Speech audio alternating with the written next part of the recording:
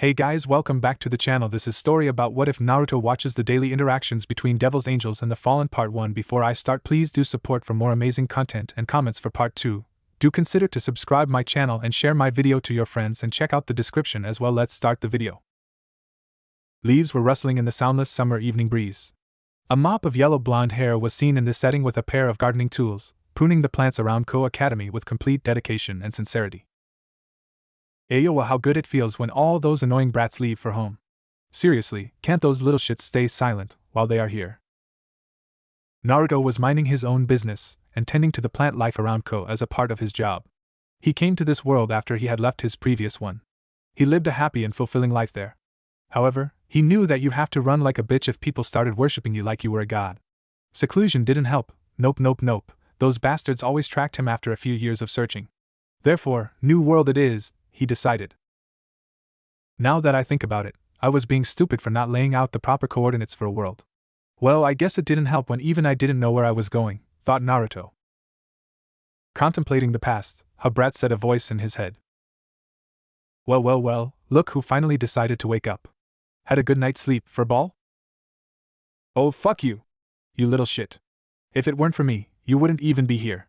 I had to expend nearly 99% of my chakra just so you could pass through dimensions with your full body intact, said the voice to Naruto telepathically. Yeah, you already told me that a gajillion times, Kurama. Then again, it sure has been a while since we came here to this world, thought Naruto. He looked at the pine tree before him and thought, now what to do with Yasuni? When Naruto crashed into this world, he had been completely clueless as to where he was. Well, he should be, duh. He was in a new world. However, his arrival didn't go unnoticed as he discovered quickly someone had come to where he is. He quickly hid in the forest nearby and went into sage mode so that he could avoid detection and at the same time, do some reconnaissance of his own. However, it was at that exact moment he found out that this world was about to be fucked up as nature was holding in plenty of negative emotions. His body sweated a lot when he was in sage mode, feeling nature's wrath, and started to fight for control of his mind while purifying the natural energies. When he felt his pursuers leave without finding anything, he quickly left sage mode to find that the surroundings around him had become a little greener with life. He didn't tarry for long there and left the area, supposing that there is a chance that his pursuers might come back. He left for the city or in the direction of the place where he felt the population was high, and with the ability of shadow clones, he quickly found a library to take up knowledge of the world he was in. Luckily, the language the people of this world spoke was almost the same as the one of his original world. This accelerated his progress, and thus he crammed his head with all the basic knowledge. History, science, technology, culture, math, religion, mythology, legends, you name it. Once he had enough information about the world, he quickly forged his basic details to survive in this world with the help of some basic genjutsu he learned while he was still in his own world, or he had to learn it as it was still a prerequisite for a shinobi to be a Kage. After identity, money became a problem, but that was quickly resolved when he saw a newspaper ad that a school named after this town called Ko Academy was hiring some gardeners. It also stated that the residential requirements for the workers will be taken care of along with basic necessities. Naruto knew a good deal when he saw one. He ran like the wind towards the school after asking for directions from the locals. The principal he met was a weird guy but still gave Naruto the green light and thus commenced Naruto's life as a gardener.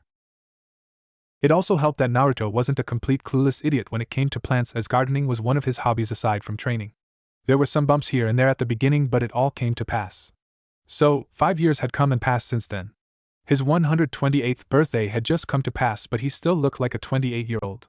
He sported a beard on his face, and his shaggy hair had been cut down to make his head look like a trimmed lawn, Naruto's look in Boruto. However, the most noticeable difference was that he sported a huge belly. Naruto looked down to see his appearance and sighed. Well, that's what happens when you don't get a proper workout. And whose fault is that? Said Kurama.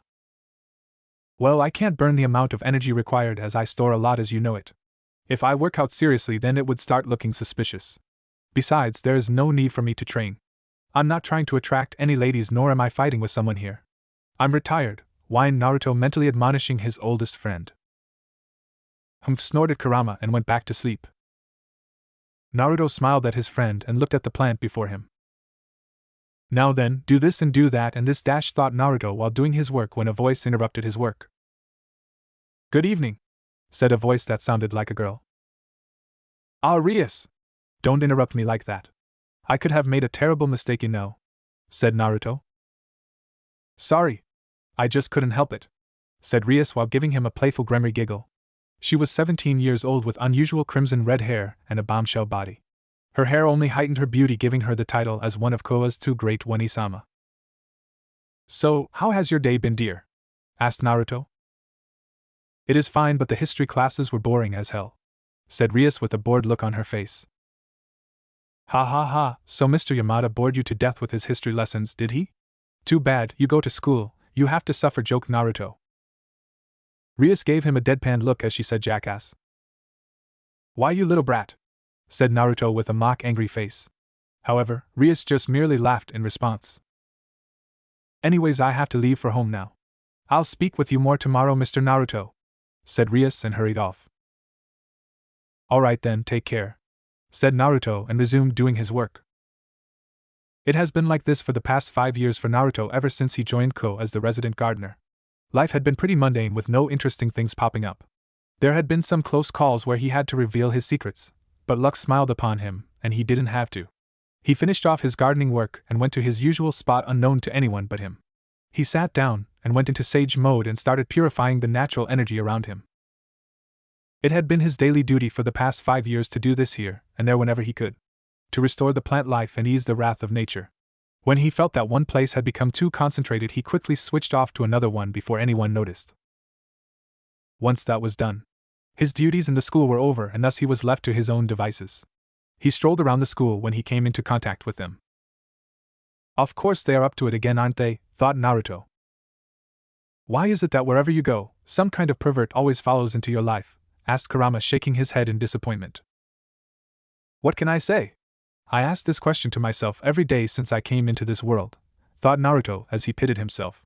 However, a smile did creep onto his face soon enough. But still, let's play with them for old time's sake.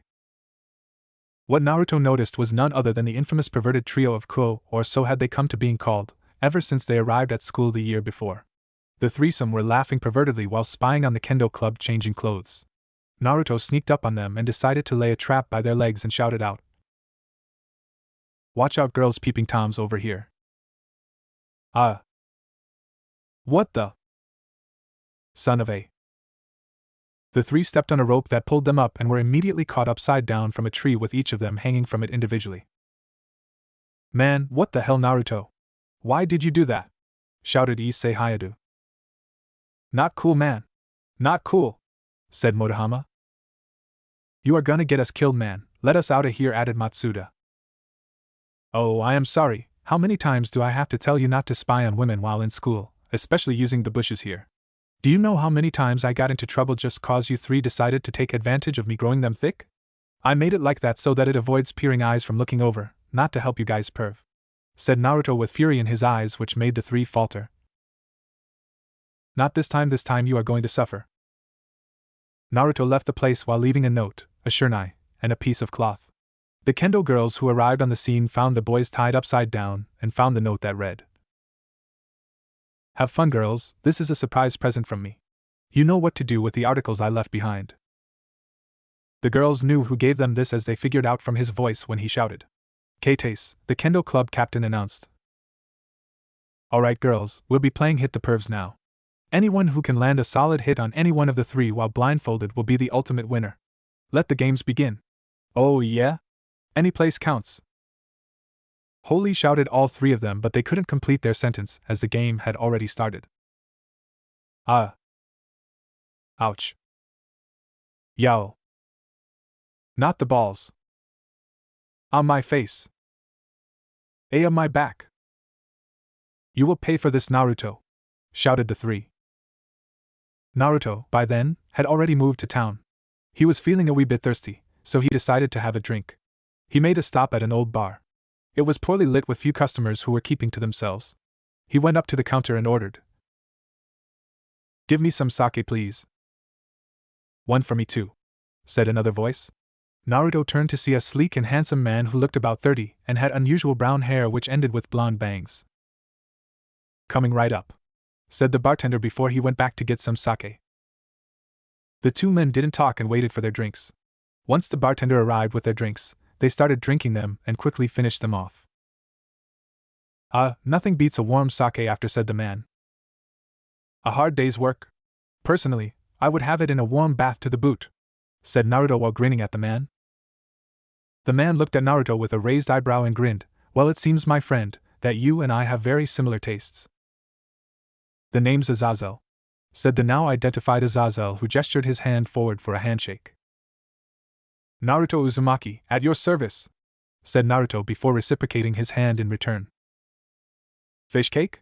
Your parents must have a real good liking of ramen, said Azazel while joking about Naruto's name. It's supposed to mean maelstrom, but being named after a ramen topping isn't all that bad either.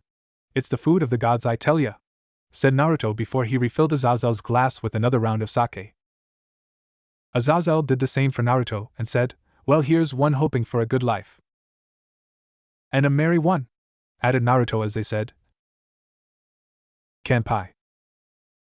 Kanpai. Both of them downed their drinks for some time. They talked more like jabbered while drunk, each telling their woes of working to death.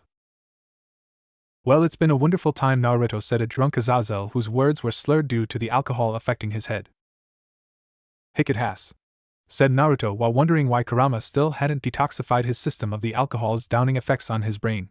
However, he didn't complain as he had a good time with his new pal. Hick so long thin pale, I hick gotta ganawao. We'll see each hick other Tom or Lo, said Azazel, who walked out in the opposite direction and called up somebody as far as Naruto could tell. So long, shouted a drunk Naruto who took his own time walking around the block before he went back to his quarters on his own by a miracle. He slept like a drunk would and woke up the next morning with a hangover. However, he couldn't help but grin about the evening's passings as he finally found someone who could be a good drinking buddy. Though what baffled him was Kurama, who had stayed silent the entire evening, finally spoke. You should be wary of him, Naruto. The man was hiding something. What do you mean, Kurama? Asked Naruto with a serious look, as Kurama never lied to him, and he had always trusted the old fox. I don't know what I felt, but whoever he was powerful and at the same time had some mixture of light and dark energy in him. That's why I couldn't detoxify you yesterday, said Kurama. So you were afraid that he would detect you, asked Naruto while understanding why his friend didn't help him last night. Kurama nodded his head and further added, though he didn't have any ill intentions when he was speaking to you, I would advise caution in the future. Agreed, said Naruto, as he was no longer the immature brat he once was. Time and circumstances had matured the blonde. Well, it should have, considering he was well over 100 years old. I'll keep that in mind while meeting him later tonight, said Naruto, taking Kurama's warning into his mind. On a side note, why didn't you do it later on after I left? Asked Naruto with a confused gaze. Just too lazy to do it. Besides, I wanted to experience a little pain, said Kurama. Asshole, said Naruto, cutting the link. Naruto once again proceeded with his daily rituals from morning till evening, but the most unusual thing that happened during the day was one of the perverts. Issei had come hand in hand with a girl who he proclaimed as his girlfriend. Naruto only looked stumped at how Issei could score a chick in the first place. However, Naruto did notice that the girl in question had ulterior motives by the look in her eyes. She set off all kinds of alarms in his brain. Though he didn't bother about it too much, and merely warned a baffled Issei to be careful, and went on his jolly way. Once again Naruto met up with Azazel, who invited his newfound friend/conversation partner/drinking buddy to a table, and once again they drank till late in the night before they had the same kind of conversation. Hick so lung hick, friend, said Azazel, while trying to control the hiccups. So lung pale, said Naruto, whose words were slurred. He started moving towards Ko while swaying around. The passing by civilians he met with on the way cursed at him. Drunken fool. Should put this ass in jail for public nuisance. What a waste. But Naruto paid no heed to their muttering and made his way to the park near school. He made his way towards the benches, assuming that the police should have already patrolled this area. He rested his heads on the benches and began to lay down while looking drowsy. However, a noise disturbed his sleep. He woke up from the sound and looked to what it was. What the hell was that? Thought Naruto while still maintaining his drunken stupor. He saw Issei on the floor, bleeding through his chest with a huge gaping hole in it. Naruto sighed at the loss of life. He saw the condition Issei was in and knew that he couldn't do anything to help the poor kid. He looked for the person who killed him and saw it was a girl wearing some kind of dominatrix-like attire. Though he did recognize her face. It was the same girl Issei had introduced as her girlfriend this morning. He looked at her and asked, Why did you kill the poor kid? Asked Naruto with anger evident on his face but turned out to be comical as his face showed he was drunk. Moro was hiding drunk fool no less. You are that gardener in this boy's high school, aren't you? You should have slept, fool. Nevertheless, you witnessed something you shouldn't have. So, collateral damage, I suppose, said Rainier, who summoned a light spear and threw it at Naruto. Naruto dodged the incoming light spear with a wavy sidestep. Rainier, surprised at this, formed more light spears and threw them at Naruto, who dodged them very professionally in a drunk manner that resembled that like the drunken martial arts of Rock Lee. He then went forward and gave Rainier a punch to the gut. He said, "Now young lady, you better get out of my sight," said drunk Naruto. "You drunk ape! I am going to kill you where you stand," said Rainier while moving forward with a summoned light spear. "Your Lee of Hikmari no choice," slurred Naruto. He then gave a sharp knife hand to her heart, effectively killing her. One blow. That was all it took. Rainier couldn't fathom what happened, as she died with her eyes wide open, with a look of shock still present on her. "And there goes another one," said Naruto as he removed his bloodied hand from her chest. He looked at the bloody mess that was his hand, and frowned as he waved it a bit. Blood splattered on the floor, but it was no longer present on Naruto's hands, though it did stain his clothing. He then turned back to look at Issei, who was practically missing. He sharpened his eyes and his senses to look for the boy. He had wanted to bury his body, to give the poor guy's soul some solace, if it existed in the first place. Though he soon picked up Issei's life signature at a distance, which he assumed to be his house. However, it was slightly different from what it was before. "Well, all that matters is the kid's alive," thought Naruto, who then moved on from the place, back to Kuo. "You always get involved in some deep shit, don't you?" said Kurama. "Kurama my furry friend, here come give ye me as hug," said Naruto, moving in to hug his furry friend in his mindscape. "Get off me, you drunk ape! Hold still while I take this alcohol out of your system." "Thanks," said Naruto, and started to move much better, and was able to form coherent thoughts much more easily than before. Still, it's been a rough night. Wonder what's in store for tomorrow, though. Better have some of that Ichiraku's I had sealed up, thought Naruto while quickly moving away from the apparent murder spot but not noticing a string of red hair that got caught in his shoes. "I'm waking up to ash and dust. I wipe my brow and I sweat my rust. I'm breathing in the chemicals. I'm breaking in, shaping up, then checking out on the prison bus. This is it, the apocalypse. Whoa. I'm waking up, I feel it in my bones. Enough to make my systems blow. Welcome to the new age, to the new age. Welcome to the new age, to the new age. Whoa, oh, oh, oh, oh, whoa, oh, oh, oh, I'm radioactive, radioactive. Whoa, oh, oh, oh, oh, whoa, oh, oh, oh, I'm radioactive, radioactive. Was it weird to have a song like this as your alarm on your phone? No, at least for Naruto it wasn't. The song was still going on in the background when Naruto switched it off. He woke up to see the time on his phone. It showed it was around 5-ish in morning. He got off his bed and did some stretches, all the while contemplating what had happened yesterday. Good thing that he didn't have a hangover like yesterday, as Kurama deemed it fit to detoxify him early on. I knew that there was something fishy going on in this world, but I was never interested in it. Now, why is that trouble always seems to find me when I don't want it to, thought Naruto while whining mentally about his dilemma.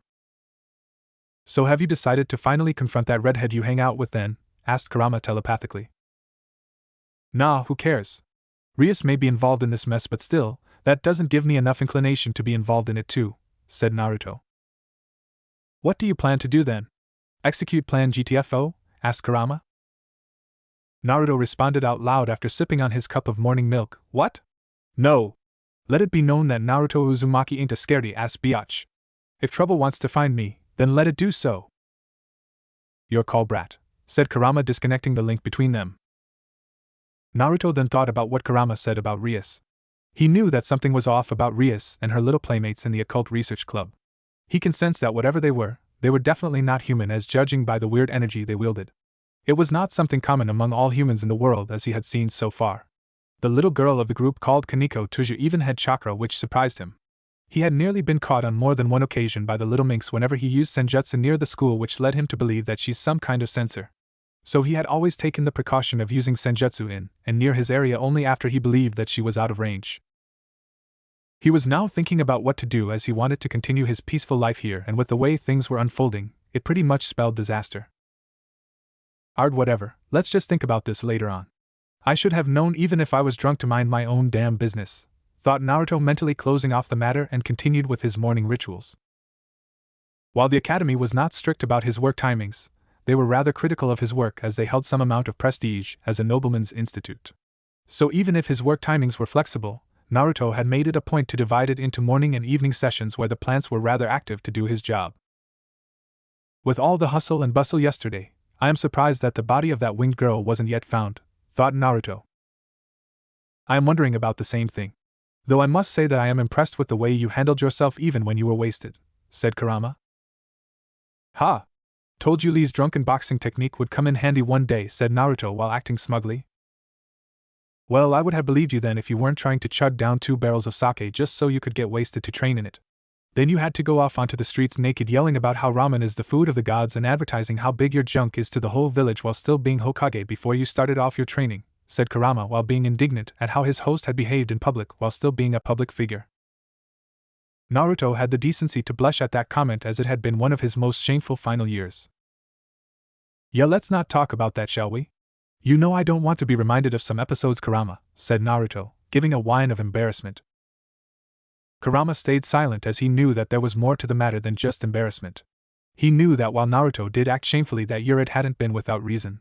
He had lost a lot of his precious ones by then, and the alcohol eased the pain of loss. Kurama didn't want to go and remind him of the pain once more. The entire morning went through without a hitch. It was around 9 a.m. that students started arriving at the front gates, as school starts at 9:30 in the morning and ends at 4:30 in the evening. After that, it was the after-school club activities that ended at 6 in the evening, with a few exceptions to the rule.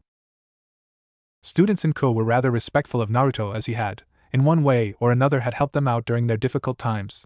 He was like that one uncle you know that was lame but still had his cool moments. Now Naruto was done with his job and was going to report his attendance to the check-in counter for staff, as his wage depends on it. However, a familiar voice interrupted him. Hey Mr. Naruto. Wait up. I need to talk with you for a second. Naruto looked back to find that it was Yudo Kiba from the Occult Research Club that called him. Naruto grinned and said, Oh? So what does His Highness Prince Kiba want with me? This humble one shall answer whatever he may asketh, said Naruto while performing a mock bow. Kiba frowned and looked annoyed at Naruto, proving that he didn't like the way he was addressed. You of all people should know how much I hate that title. That's why it's so funny to see your reactions. Still, if you hate the title so much, why do you not speak against it? Asked Naruto. That's because it would be pointless to do so and may make it worse than it already is, said Kiba, exasperated at his title. Very well then, I won't call you with that title anymore, said Naruto. Thank you, said Kiba, who was at the very least relieved that someone understands, but the next thing he said ruined all he believed. So what do you need of me, your gayness? Said Naruto. Kiba hit his head with his palm, muttering, It's hopeless. It won't be if you can relieve my doubt and date a girl. You know that even I am starting to question your sexual orientation when you don't date someone or even look at some girl in passing.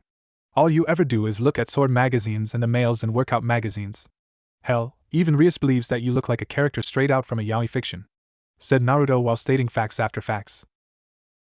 Kiba raised his hands to counter the argument, but knew that he had lost this battle of words when he couldn't refute his opponent's statements. He sighed and said, Forget it, call me whatever you want, but let me get to the point. Rias said that she wanted to see you in the Occult Research Club this evening and was hoping if you could free up your schedule. Lil Red wants to see me? Why? Asked Naruto with a curious look and further added, If she wanted to talk with me, then all she has to do was come and see me herself. Why did she send you out? I don't know. All she said to me was that she wanted to talk in private, in the club room. She would normally ask you to come herself, but she's kind of busy now, so that's why she sent me, said Kiba. Alright, I will see what I can do. 5 sound good? Yeah, sure. 5 it is, said Kiba and left for school. Naruto was about to leave once again when he heard the commotion from outside the school gates, and he saw something he couldn't believe. Rias was walking with that pervert Issei who had a confused expression. However, Naruto figured out what was going on almost instantaneously. Ah, so Rias was the one who revived him. Guess the kid has some luck in him after all. I wonder how she did it though. Last I heard, reviving the dead wasn't something possible in this world. And moving through alternate dimensions was something of an everyday deal in your world? Asked Kurama in rhetoric. Well, you know the answer to that question. But still makes me curious as to how she did it, as the kid was dead enough for me to not heal him, thought Naruto. I believe that all will be answered this evening, said Kurama. Well, let's hope so, said Naruto, cutting off the link. And so the day had passed quite monotonously, with Naruto doing nothing but sit on his ass all day, either watching the clouds or move to his secret chamber to learn and develop new seals.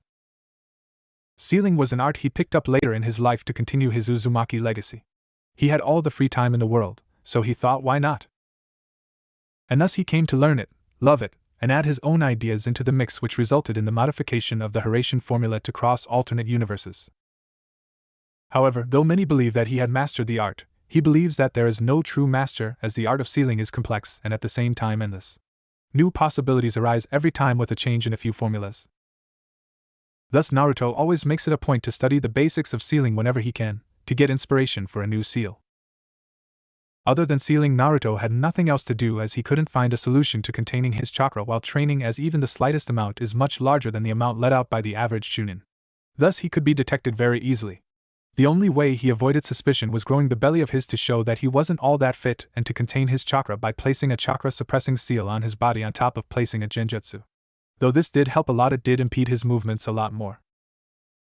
Quickly the day had passed, and Naruto made it a point to complete his work by 4:45 in the evening, as not much was required to do today other than mowing the lawn grass. He then made his way to the club after taking a quick bath to wash off the dirt.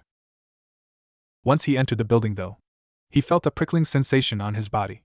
He then noticed a poster on the nearby wall. He quickly tore it off to see a few writings behind it which made no sense to Naruto. Some kind of barrier that prevents whoever it is that is entering by placing them in some kind of illusion, judging by the effects I feel, thought Naruto. Pretty complex thing they have here, wonder how they did it, thought Naruto. Heads up, brat, said Kurama. Naruto then turned to his side to find a beautiful raven-haired female waiting on him. He quickly identified her as Akino Himejima, one of the other two great Wenisama of Ko Academy, along with Rias. No matter how many times I see it, I still find it astounding, thought Naruto as he looked towards the impossible chest of the female in question. Era, I don't mind here standing and having you stare me here all day, Mr. Naruto, but I believe that Rias is waiting for you, said Akino. Naruto blushed at the comment as he remembered what he was here for. Yeah, sorry Akino, but no matter how many times I see it, I still find it impossible for you and Rias to have a chest that size. Seriously, what do you guys eat to make them so big? Oh? Would you like to test them on yourself, Mr. Naruto? Asked Akino while giggling. No, not me, but I know a friend of mine would kill for this information, said Naruto. Would? Asked Akino. She passed away a while back, said Naruto in a calm manner. Oh. I am sorry for bringing it up, said Akino while feeling bad. No worries, I have come to terms with it, said Naruto. Akino still felt bad and wanted to console him, but what he said next removed all her feelings and threw them to the gutters. May her flat as a floorboard body and her angry and borderline love-obsessed soul rest in peace, said Naruto, to which Kurama responded. Amen to that. Akino didn't know whether to laugh at his jab or to cry for the person in question for the way she was remembered, but left that topic for another time. The pair both arrived at the club room where Kaneko was sitting on the couch having candy, and were soon joined by Issei, who was led by Kiba. Issei was looking very confused about the entire ordeal, but immediately threw away all his doubts when he heard the sound of a shower. Ah, it seems Bucho is showering. Please wait for a while until she finishes. Here, take a Seiju too. I will prepare some refreshments, said Akino. Issei started to comment perversely on the entire thing that's going on while bleeding through his nose like crazy, eliciting a short cry of perv from Kaneko. Naruto looked like the odd one out among the entire club, including Issei, as he was clueless as to why he was here in the first place but had some idea on what was about to happen. Rias took a shower and came into the room while wearing a bathrobe, which earned a reaction from Issei. Hoo-hoo! This has been the best day of my life. However, Naruto looked at Rias with a scrutinizing eye, to which Rias responded by asking, What are you thinking about? In all the time I have spent with you, Rias, I know that you are unlike the way everyone portrays you, as you are a weeb, a Japanophile, and a sucker for dramatic flair, but still I never knew this side of you, and I am trying to figure out whether you are a nudist or an exhibitionist, as I can't seem to classify you in either one. Rias, who looked at him in disbelief. Why would you say that? I am neither?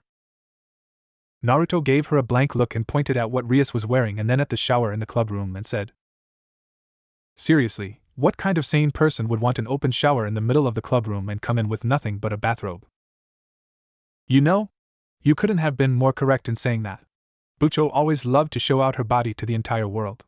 She couldn't even sleep at night unless she's in the nude, said Akino, betraying her Bucho by giving information for teasing her. Oh? Still, I didn't think that you would turn over your friends like that, sadist-chan, said Naruto, giving Akino a knowing look. Akino had the decency to blush at the comment as she found out that Naruto knew that she was a sadist at heart. Rias gave Akino an indignant look, who maintained an aloof expression. Rias, seeing this, sighed and decided to clothe herself. After she was clothed, she coughed to get everyone's attention and started off. I assume you would like to know why you are here, am I correct? Both Issei and Naruto nodded to that question. Okay, but before that, I would like to ask you a question.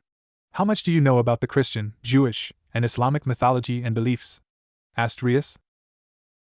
Issei shook his head as if to say he had no clue, but Naruto answered her and said, Not much, just that some big guy in the clouds created the world and humans, and that there exist some beings called angels and devils, said Naruto, remembering what he had brushed up in the library when he first came into this world. Rias looked at the pair of them and said, Well, since you know that, it would be easier to get this done with. The short version of it is, let me guess, dark and foul energies from each and every one of you. I would wager $1 that every last one of you are devils from where this topic is going, said Naruto, cutting off Rias. Rias didn't respond vocally, and instead, all the club members showed off their wings to prove his point. Well, it seems I was right on the mark, said Naruto. Yes, you were. However, now that you know what we are, we would like to know something about you, said Rias. Who are you, Naruto Uzumaki? The question is, who are you, Naruto Uzumaki? Asked Rias with a stoic face, but Naruto understood that she was seriously evaluating his threat level, of at least by the stares she was giving. Oh, me? I am just your everyday gardener. Seriously, Red, after all these days we spent, you ask me this now? You wound me, said Naruto with a mock-hurt expression. Rias can be serious all she wants, but in front of Naruto, all sense and logic should be thrown off a bridge, as the guy was unpredictable. Rias ignored his comment and said, Yesterday I saw you fighting in a drunk stupor against the fallen angel that killed Issei. I thought of helping you finish her, but you held your own against her very well, that I thought it would be unnecessary to interfere. The fight went on until you decided to end it by killing the fallen angel. You stabbed her through the chest. No ordinary human could do that. But you did, and that too with your bare hands. I had you under suspicion when we met years ago, while I had just started attending Kuo Junior High. However, since I did not find anything from you, no magic or sacred gear or anything supernatural, I thought that it was merely my assumption and let it pass. Yesterday's passings, though, have proven to me that I was not wrong to think that you were not ordinary. So tell me, who are you? Nice couch leather, by the way. Seems pretty expensive, said Naruto while examining the couch. Rias was getting pissed if one went by her expression. Don't play with me. Who are you? Why are you here? Do you know that you are currently speaking to the one that's governing this town? I need to know your intentions to deem whether you are safe or dangerous. I demand you answer me now. She then released her pressure. The rest of the clubroom, excluding the newcomers, looked grim as they looked upon Rias's serious face. Naruto smiled at her but changed his facial expression to a serious one in less than a second. The beard on his face only amplified the terrifyingly stoic look he was giving while releasing his killing intent. Everyone was instantly floored with the amount of pressure he was releasing. If I had any purpose that would have harmed you, Red, then I would have done so a long time ago. You are still weak to demand anything from me, said Naruto. He then released it and further added, I always knew that some kind of supernatural world existed in this place, but I decided that I will not be involved in it for personal reasons.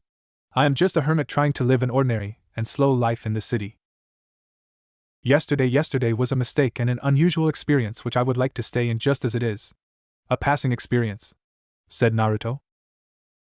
He sighed and said, I only wish for things to stay as they are, Red. I ran away to stay away from crap like yesterday night. I had no intentions of revealing more about myself than I already have. The way I behave usually is the true me, not the one yesterday. And yet you hid things from me. said Rias with a hurt expression. And yet you have done the same, said Naruto. That is different. I didn't want you to be unnecessarily involved in our world just because of my curiosity, said Rias. And I didn't want to get myself involved any further than required. Excuses can be made every second, Rias. I am a man of action and I believe that action speaks louder than words, said Naruto. I am sorry if I hid things from you, but I thought it was for the best if you led your lives as any other person would do from your world. Your world? Wait, so you are not involved with the supernatural? Asked Rias. No, I am not. Well, sort of, said Naruto. Sort of? What's that supposed to mean? Asked Rias with an angry look on her face. Either one was involved or not, there was no middle ground. Since I have known you for 4 years, I don't see why I should hide this from you. I am technically not a part of this dimension. No, the better would be that I am not a part of this reality, or universe if you will, said Naruto. The entire peerage, including Issei, was stunned at what Naruto said, with a look on their face that stated, "Are you serious?" Naruto sighed. Look, let's just forget about where I came from, as it no longer matters anymore. I am what I am. Where I am from doesn't make me who I am here, at least not anymore. Naruto had a sad look on his face that made Rias falter from asking any further questions. Moving on, I believe it would do some good if you could explain how the little pervert over there was resurrected from the dead? Asked Naruto and added, I am sure that the kid was dead or nearly dead by the time I started fighting that black-winged girl. Yeah, you might need to explain who that chick is too and why Issei was targeted. Yeah. Rias-senpai, can you tell me now, please? I am kind of anxious to know, added Issei. Rias sighed and mentally made a note to discuss this issue later. She then went forward to explain to Issei about the supernatural world, like the different factions and their diplomatic relations and so on, but only did so in brief as there was a lot to cover on the topic. Right now, Issei, you officially serve under me as a low-class devil. When you advance in rank while fulfilling certain conditions, you could eventually become a high-class devil yourself and get your own peerage, said Rias. Wait, so that means I could have a harem of my own? Asked Issei with glee evident in his voice. All the things he hears and only that enters into his mind? Man, this guy is even worse than the pervy sage ever was, said Naruto. HN, said Kurama in agreement with Naruto's statement. Don't you dare start that Uchiha trend, Kurama, said Naruto. He was always annoyed whenever Sasuke did that to him. I already started it, brat, said Kurama while grinning. Then end it for ball, said Naruto. No, I won't. Yes, you will. No, I won't. Yes, you will. Yes, I will. No, you won't, damn it. Fallen for the oldest trick in the book, said Naruto while biting his tongue at the stupid mistake. However, their conversation was cut off when Naruto was snapped back to reality with Rias calling him. What happened? You kind of zoned out, asked Rias. It's nothing. Just ignore me whenever I do that, said Naruto. Alright, fine. I won't be prying any more secrets from you unless you wish for me to know, said Rias. Naruto smiled and patted Rias's head, atta girl. Stop that, I am not a kid anymore, said Rias while forming a pouting face. Well, you and your friends are still brats in my eyes. I will be the judge of when I should treat you guys as adults, said Naruto while grinning. Everyone smiled at the interaction as they knew that this was the Naruto they knew. He treated all students in the school like this. Some of the students didn't appreciate his nosy behavior, but there were a lot of exceptions as the students required someone to talk to whenever they felt down. Naruto, being an excellent listener he is, performed that role and captured the love and respect of a lot of students in the school. Issei, who looked at the interaction, asked Kiba, were they always like this? I know that Naruto is close to a lot of students here, but still I didn't know he was this chummy with you guys. Kiba smiled at Issei and said the reason we all are here in the human world is to not only protect the area but to also experience human lifestyle. Though we may have kept secrets from him, he had been interacting like this with us for the last 4 years or so, ever since Rias introduced him to us. Wait, you have known him for 4 years, but didn't Ko just recently turn co-ed? Asked Issei with a confused expression and further added, I can understand the other two meeting him, but how in the world did you get to know him? Kiba, who heard this, turned pale and said to Issei, I would rather not talk about it. Naruto, who heard this bit going on, laughed. Ha ha ha ha, I doubt anyone would want to hear that story, Issei, but since you are part of this club now, why don't I indulge you on one of the prince's most dark secrets? Most dark secrets? Asked Issei, a tad bit curious about what was so funny. Mr. Naruto, you wouldn't, said a pale Kiba. Let him, Kiba. I give permission, said Rias while smirking. This should be fun, said Akino. But Bucho. No buts. Even if you didn't give permission, I would have said it anyway, said Naruto and beckoned Issei to come closer, and Issei did. Stop, cried Kiba as he didn't want anyone else to know what he went through. But the fuck, asked Issei with a ridiculous expression. He turned to Kiba and said, you posed as a girl for 2 years in middle school? The fuck, dude? Yep, the secret's out now, thought Kiba with an expression that looked like a kicked puppy. Haha. It was the funniest thing I ever saw. He was acting normally until the day I called him out for that. He avoided me like the plague for a year until he decided to open up little by little, said Naruto with glee in his voice. It's because of him that this school turned co-ed? Isn't it so, Rias? Asked Naruto. Rias sighed and smiled. Kiba couldn't disguise himself as a girl for long periods of time. I required him to be here, so he had to do that to survive. My dad and I had been pushing for co-ed for a while, but some of the other board members disagreed, which made the delay until he came to high school. Issei, though disgusted, did feel and understand Kiba's position. However big of a pervert he may be, even he had some limits, and dressing up as a girl while being a boy was definitely a no-go. Right, I guess we can call it off today unless you have something else to discuss, Mr. Naruto? Asked Rias. No. I guess we can call it a day, said Naruto, getting ready to head back to his room. Mr. Naruto, before you go, I have something to ask of you, said Rias. The rest of the peerage except Kaneko and Rias had left. Well, Kaneko said that she had sensed some senjutsu being used now and then. I just want to ask you if you know something about it, asked Rias. Kaneko tensed at that, which Naruto took notice of. He didn't bother about it that much and explained. Yeah, I am sorry about that. It was me, alright. I was not lying when I said I was a hermit, cause technically I am a sage, said Naruto. Look, I admit I don't know much about it, but I have heard that nearly all senjutsu users in this world went berserk and attacked their own loved ones while under the influence. I hope you understand and try to avoid using it, said Rias in a serious manner. Nature energy is merely a form of energy.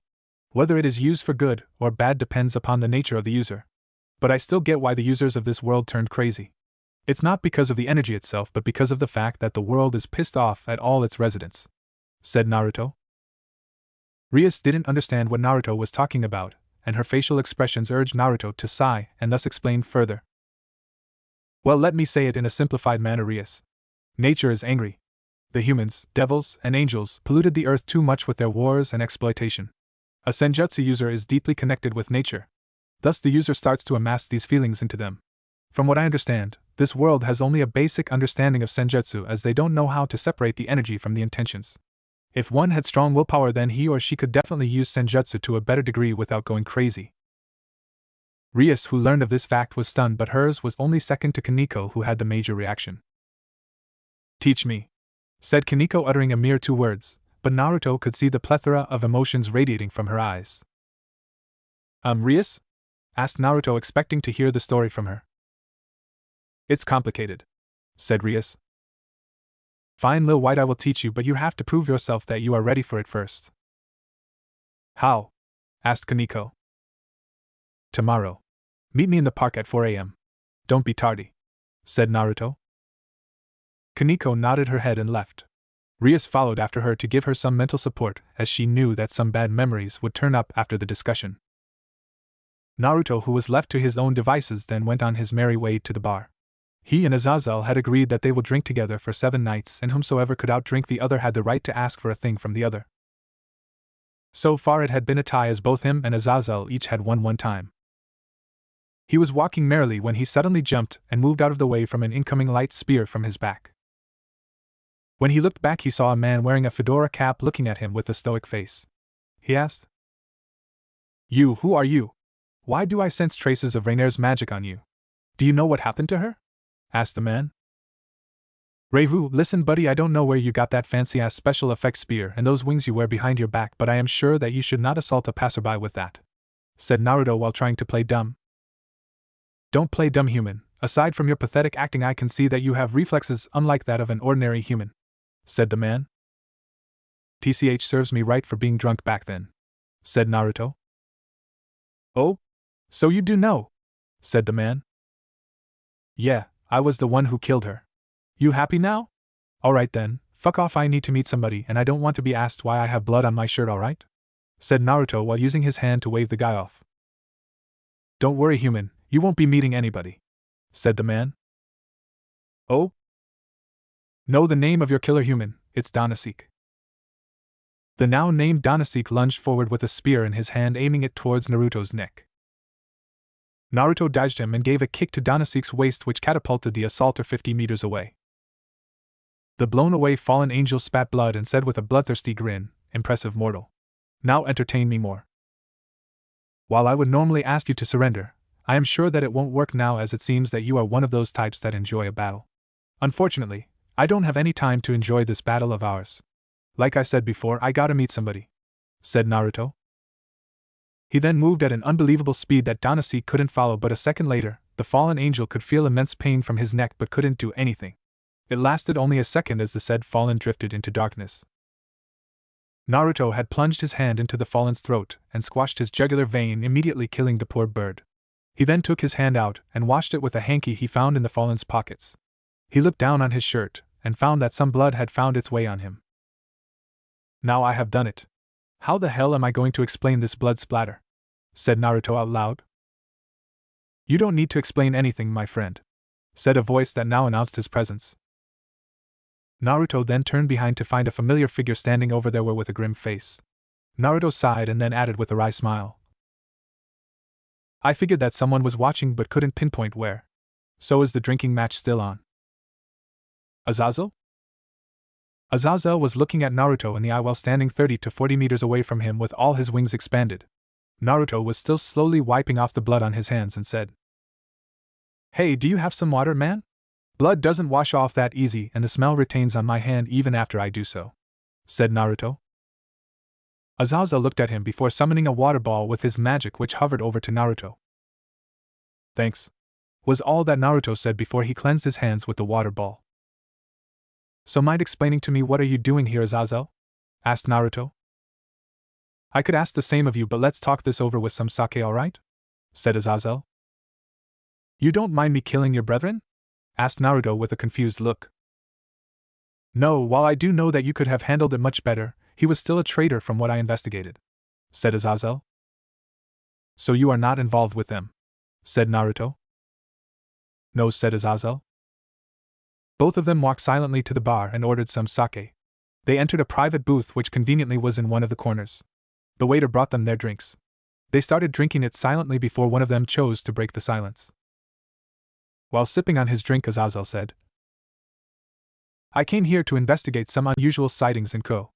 I heard a rumor that the flora and fauna started thriving here starting 5 years ago. Not only Ko but many other parts of Japan started experiencing the same thing. Still, Ko topped all of these places on the basis of rapid change.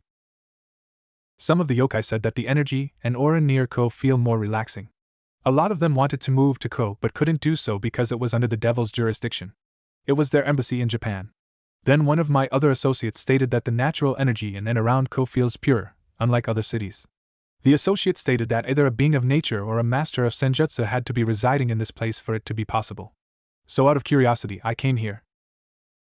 On the night we met, I didn't think you were anything more than an ordinary human, but you became a good friend and companion. So being the curious mind I am, I decided to investigate, and was surprised to find absolutely nothing on you. Except for your birth records and other certificates, which I assume are forged, as none of the places you were from seemed to know a single detail about you. You are a ghost, but the one mistake you overlooked was the appearance that could link you to the sage. Your first appearance in this city was 5 years ago. A day after an unusual crash site was found in the forest near Ko. 1 week later you found a job as a gardener at Ko Academy. The instances started 5 years ago, and you appeared 5 years ago. Coincidence? I thought so at first, but the moment you killed 2 of my brethren, it allowed me to come to a conclusion.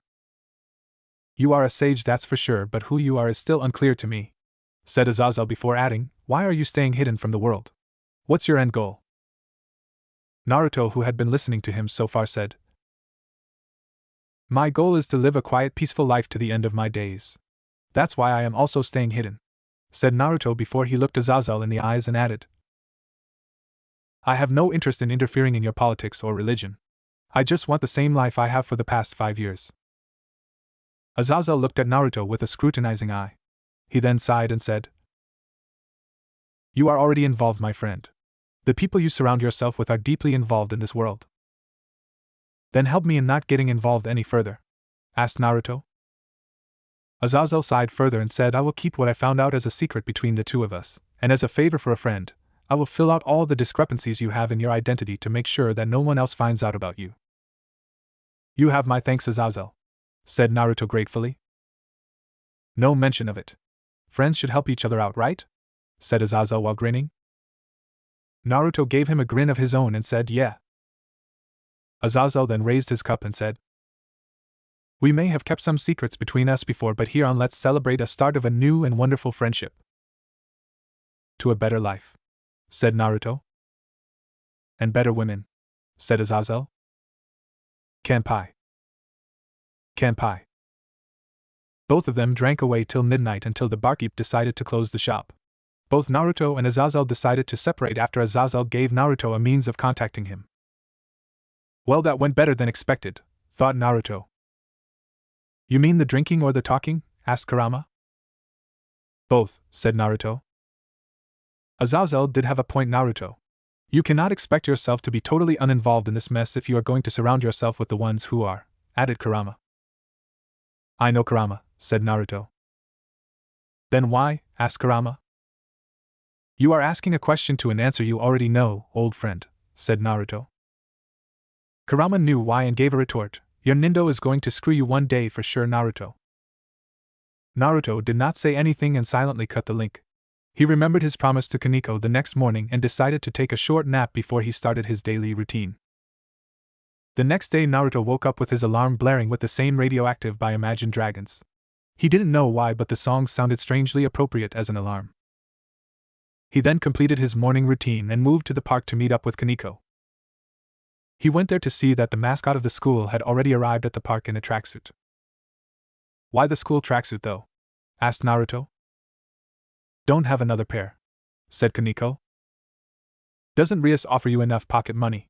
asked Naruto. She does," said Kaneko. "Then why don't you buy a pair? Surely you wouldn't spend 10,000 yen a month on candy?" asked Naruto. Kaneko blushed on that remark, to which Naruto immediately put up a blank face. Seriously, why are her teeth still white? Thought Naruto. "Do you want me to answer that?" asked Kurama with a perverted grin. "Don't go any further, you sleazy-ass fox," said Naruto, trying to avoid the answer, as he knew it would be not something he wants to know. Kaneko, looking at Naruto, found a familiar expression that a lot of people had after asking her the same question. "I keep my teeth clean by brushing 2 times and drinking lots of milk," said Kaneko. Naruto just face-faulted at that. "Milk, she says, wonder how thick it is," said Kurama, trying to annoy Naruto even more by laughing. "Oh, shut up, rabbit ears," said Naruto, cutting off the mental link. Kaneko found Naruto's expression to be quite confusing, as she couldn't understand why he did what he did. But she intended to find out. Naruto, noticing this, sighed and said, "Forget I ever said that. Next time don't say that answer to anyone, alright, kitty?" Kaneko just nodded her head as she filed this up for later. "Alright, now I believe you already know what senjutsu is, right?" asked Naruto, to which Kaneko nodded. "Do you know how to draw it in?" asked Naruto, to which Kaneko nodded again. "Fine then, it will be easy once you know how to draw it. However, from your previous expressions it seems that you have problems in controlling it, correct?" asked Naruto. Kaneko nodded again and said, "Yes, I feel the urge to kill whenever I draw on it." Naruto frowned at first, then decided to sit down. He gestured Kaneko to sit as well. Both of them sat Indian style. "Alright then, Kaneko. First off, let me purify the nature energy here," said Naruto, and added, "When I say now, you start drawing the energy into you. I want you to get a feel for it and tell me your experience then, alright?" Kaneko nodded, and Naruto then started to purify the energy around them. While he was doing so, the place around them started to brighten up and brim with life. Kaneko had already started to feel more secure and comfortable around him. She let out her ears and immediately sat in his lap. Naruto then said, "Now," but Kaneko didn't listen to him, as she already fell asleep. Naruto, who saw the girl on his lap, smiled. "Guess she felt a little too comfortable, huh?" He then woke her up. Kaneko, who then realized what she did, blushed and said, "Sorry." "It's alright," Kaneko said Naruto, and further added, "Give it a try now. Kaneko did as he said and started to draw in the nature energy. Interesting, I wondered how the yokai are able to manipulate chakra without the use of any chakra networks. So they draw it into their bodies and mix it along with their bloodstream, enriching the cells with chakra, said Naruto, observing the girl before him.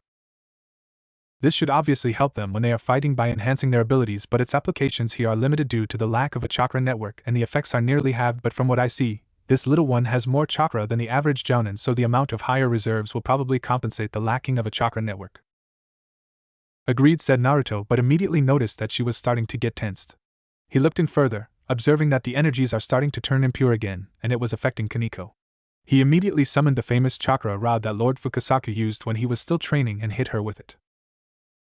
Kaneko, who had snapped out of the meditation, hissed at him and said, "What was that for?" "This rod absorbs nature energy very quickly and will help you train in the usage. You were starting to get out of control, so I used it to snap you out of it," said Naruto. Kaneko, who understood the reason, calmed down, but still gave him an angry pout. Naruto sighed and said, all right, I am sorry, okay? I will buy you some sweets later." Kaneko immediately turned back to her ever-present stoic face and said 2 packets worth. Naruto gave her a wry smile and immediately thought something. I sound like one of those shady uncles trying to bribe his niece to hide something he did. How the hell did I turn from Hokage to this crap?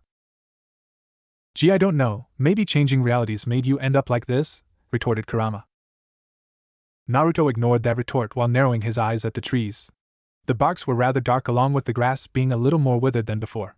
Naruto noticed this and said, "Still, I find that the nature energy is too dark in this world. It has been getting darker recently, which allowed Azazel to find me easily. It is not the places I have visited ending up brighter, but the world becoming darker." "I agree. I think you might need to visit that yokai leader Azazel talked about sometime in the future to discuss this issue. If this goes on, there will be a lot of natural disasters in the future, and we won't be able to live that peaceful life you envisioned," said Kurama. Naruto sighed and said, "It seems that I cannot stay uninvolved in this world, eh?" Kurama didn't say anything and cut off the link. Naruto then listened to Kaneko about what she felt. They decided to put their training on hold as the sun was rising and people were starting to come in for their morning walks. Naruto then moved to the school where he began his daily job. He noticed that Issei had become much quieter than before after he joined the occult research club. Guess all that work Rias is putting him through, and the whole rebirth as a devil had made him go docile, thought Naruto. He then moved to his room and then to his study where he was learning the sealing arts. It was then an announcement blared. "Would Naruto Uzumaki please report to the principal's office?" I repeat, would Naruto Uzumaki please report to the principal's office? Wonder what the guy wants. Naruto made his way to the principal's office, knocked on the door and said, "Naruto Uzumaki here. Principal? You called me?" "Ah yes, come in." Naruto entered the office. The place was not spilling out extravagance like Rias's clubroom, but it still had a few paintings and expensive seats with a rosewood desk in the middle.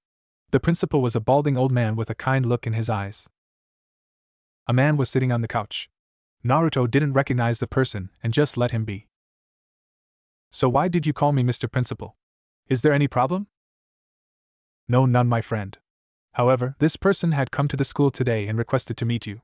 He wished to talk to you in private," said the principal. Naruto immediately squinted his eyes and turned serious but still said in a friendly tone, "Oh, is that so? I wasn't aware that I made any impressions. May I ask who you are?" asked Naruto. "Of course. However, may we speak in private? It concerns something about your family," said the man. "My family?" asked Naruto in a confused manner. "I suppose you may need your privacy. Take the day off, Naruto," said the principal. "Thank you, sir. And you, sir, please come with me. I know a place where we can speak in private," said Naruto. The man nodded and Naruto led them both to the back of the school grounds where there was a garden.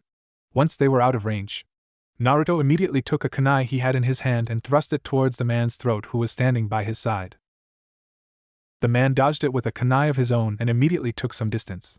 He weaved some hand signs and said, "Fire style, fireball jutsu." A huge ball of flame came onto him. Naruto countered it by weaving hand signs of his own. Water style, water wall. Naruto spewed water from his mouth, which formed a wall. The fireball was engulfed inside it and extinguished. However, the man didn't stop.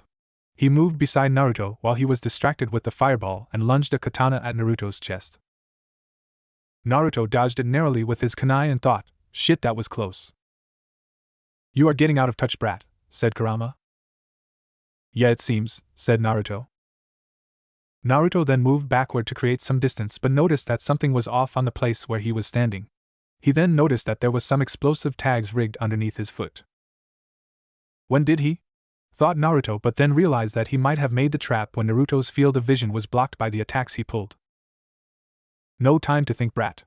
Move," said Naruto. Naruto quickly weaved through some hand signs and placed his hand on the paper tags which were about to explode. The paper tags disappeared somewhere. "Good thing I mastered the Hiraishin no Jutsu. It should be in somewhere in the Sahara." "Focus, brat. Your opponent's making a move." The man weaved through a bunch of other hand signs and said, "Wind style, demon winds." A couple of rogue winds that sliced the grass underneath them made way towards Naruto. Naruto immediately dodged the winds and said, "Hey, careful, asshole. I am the one who has to pay for any property damage that happens here." Hearing this, the man gave a familiar grin and weaved another hand sign and said, "Fire style, phoenix flower flame." "Wind style, great breakthrough." The jutsu was enhanced by the wind and now was heading towards Naruto at a high speed. "Alright. That's it. Playtime's over." Naruto immediately formed a hand seal that made both the man and him disappear along with the raging inferno. The scene changed to a beach. Naruto weaved another set of hand signs and said, "Water style, great vortex." The vortex of water countered the raging inferno. The man tried to take advantage of this and sneaked upon Naruto but was caught almost immediately by some vines that grew out from the ground. Wood style, strangling vines technique. The man struggled to get out but couldn't as the vines grew out until they completely wrapped around his entire body except for his neck. The man then decided to give up and stay still. "Capture complete," said Naruto, and the vines around the man stopped growing. "Alright. You win," said the man. "Well, at least you know when to give up," said Naruto. "So what are you going to do with me?" said the man. Now I find it incredibly rude when you still keep your transformation in front of your elders, boy," said Naruto. "What do you mean?" said the man. "Kid, you can fool anyone else with that transformation you have there. Not me," said Naruto. The man immediately poofed and transformed into a black-haired person with dark blue eyes with a black pupil. He had shaggy hair tied in a ponytail, and looked well aged, around 50 based on the number of wrinkles on his face. He had a wry smile and said, "Hey, Gramps. Of all the times your grandson had decided to pay a visit, it had to be now, ain't it?" said Kurama. Naruto ignored Kurama and said to his grandson, "You have a lot, and I mean a lot, to explain why you are here, Itachi," said Naruto. "I will do so if you can get me out of these bindings," said Itachi, who turned stoic. Naruto then released the vines around Itachi and said, "Alright, punk, out with it." "Well, Grandpa, you see we have a problem," said Itachi. "The kind that requires you to travel out here and contact me?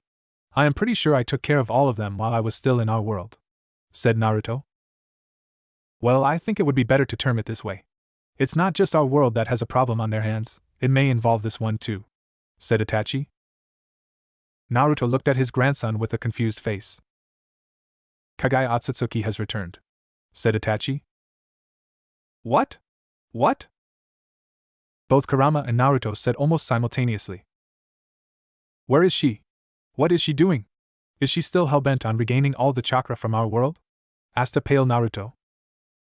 Naruto had grown strong since his teens, but without Sasuke, even he would be hard-pressed to go against the mother of all chakra. Itachi smiled and said, "That's where the problem begins. She's not in our world but here." Naruto turned silent at that. Kurama. "Yes, Kit. Fuck me and my life. Oh, I would love to, but fate seems to be doing a better job at it than I ever will. For once I agree with you." Naruto was sitting on the beach with Itachi. The principal had given him some time off from work, so he decided to discuss the issue. He did not look pleased if one can read his expressions. Tell me, Itachi, how did Kaguya escape? Both Sasuke and I made sure that she was permanently sealed in the moon with no escape possible. What happened while I was gone? Itachi looked at his grandfather and said, a lot has happened, Grandpa, but I don't think there was any major instance that could have accelerated the deterioration of the seal. Deterioration? That seal is supposed to be unbreakable from both inside and the outside. The reason we sent her to the moon was so that no living being could access it. What nonsense are you talking about? Said Naruto with anger as he thought about the ridiculousness of the notion. I don't know, Grandpa, but I did notice that there were some signs of decline in quality when a crack started appearing on the moon 8 years ago, said Itachi. 8 years? Asked Naruto. Yeah, it was 2 years after you left, Grandpa, said Itachi. Kurama, asked Naruto while looking for clarification. Time and space are not constant, brat. They move at different speeds in different dimensions, and apparently from what he says, I can pick out that there is a relative difference in speed by nearly 2 times. So 5 years here is 10 years there? Basically, yeah. Grandpa? Naruto, who looked at his grandson, sighed. Kurama says that there is a difference of time between our dimensions by nearly 2 times. Itachi, who picked up on this, had his eyes widen, but he nodded his head to show that he understood. However, that is not important right now. I need to know what Kaguya is up to. So tell me everything you know, Itachi. Itachi then started saying. As I said, it started 2 years after you left. The astronomical department in the Leaf Village noticed a fissure in the moon. I took notice of the issue while I was still in office and asked them to find out why it was happening. The team who were assigned to it were one of the best at what they do. However, they could not understand why it was happening. There were many theories that tried to explain the phenomenon, but all of them were shot down as it could not be proved. The fissure became inactive for a period of time, so we just left it be as we couldn't do anything. Then 6 years later it once again started to develop even more. It did so at a rapid pace, alarming us. Once again we couldn't do anything to understand. While this problem existed, there were a whole lot more of other problems that came to be. The nations were experiencing frequent natural disasters like floods, cyclones, and tsunamis. While the Leaf didn't face many problems, we did face a fair amount of floods and economical slumps which were a result of the lack of trade. It was during this time that Grandfather came from his seclusion. He explained to us that it was Kaguya Otsutsuki, and she had already escaped from the seal. I see, said Naruto and added, then why didn't Sasuke come here himself? That guy should know better than to send you here instead of coming here himself. Itachi remained silent, which Naruto noticed. Why do you stay silent, Itachi? Asked Naruto, fearing that something grave has happened. Itachi then sighed and said, it is not what you think, Grandpa. Grandfather sent me here because he didn't want our world to be unprotected if she decided to come back. Then why did you stay silent for a moment? Asked Naruto. What you asked was a stupid question, Grandpa, said Itachi, and further added, I thought I could give you a moment to figure it out. However, it seems that you still don't understand the implications. Naruto saw his point and then sighed. Alright then, I will try to stop whatever she's planning over here. So wait, how did you come here in the first place? Even with Sasuke's Rinnegan, it should not be possible to come here. That giant red lizard said that it won't happen again. No, I didn't come alone. I believe there are some friends of yours who are eager to meet you, Grandpa, said Itachi. He then held out his fist. Naruto, who saw that familiar gesture, immediately understood who it was that wanted to meet him. Inner world. The scene immediately changed to an empty space, but it was filled with 9 giant beings. Naruto saw the other tailed beasts who had assembled there and said, Yo. Yo was the response of 5 of 9 tailed beasts, being Shikaku, Isabu, Son Goku, Chomei, and Gyuki. It has been a while, old friend, said Matatabi. Greetings, said Koko. Hello, said Saiken. Not that I am complaining, but why are you guys here, said Naruto. To help you when the time comes. Kaguya is a threat to our world and she must be eliminated, said Matatabi. We don't know that yet, Matatabi. Father did say that if, and when the time comes, said Gyuki. Hold up. The old man sent you here? Asked Kurama. Apparently he did, said Naruto and turned to Itachi for an explanation. The sage had noticed the disturbance from the pure world and contacted Grandfather. It was he who actually found out the core issue. Grandfather then called for a 5 Kage meeting through me and explained the issue to the other Kage. The sage had assembled the Biju who agreed to help you out, and thus came along with me when grandfather sent me here using the seal you used. It took some time, but we were able to reverse engineer some parts and get these coordinates. Grandfather then entrusted me along with the Biju in my body with the mission to find you out once we came to this world. They were the ones that helped me maintain my body from being erased, said Itachi. Now that explains a lot of things, said Naruto. However, we still don't know how Kaguya escaped from her prison. I think I know why, Naruto, said Kurama. Say what now? Asked Naruto, with bewilderment evident on his face. Kurama sighed and answered, I believe it had something to do with our uninvited arrival here. Explain, Kurama, said Naruto. I don't know much about time-space manipulation or theories related to the subject. What I have is a conjecture, but it may be possible. Though I believe it may be best if we talk to that giant red lizard that's performing stunts in the dimensional gap, said Kurama. You want us to speak to that guy?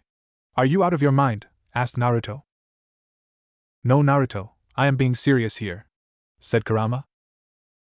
You know what happened the first time we met that guy while we came into this world, said Naruto, and he further added, that guy was pissed off that we were intruding on his territory and started throwing a temper tantrum. I know, and we had to fight tooth and nail in our weak state, said Kurama. The only reason he let us be was because of my apology, and the respect he had for our strengths. I told him that I would never interfere with him again, said Naruto. It's a requirement, Naruto, said Kurama. We don't follow Naruto, said Matatabi, but if you think that this lizard may be of help, I think we better get what we can. I agree, said the four-tailed monkey. Me too, said Shikaku. We must hurry, said Koko.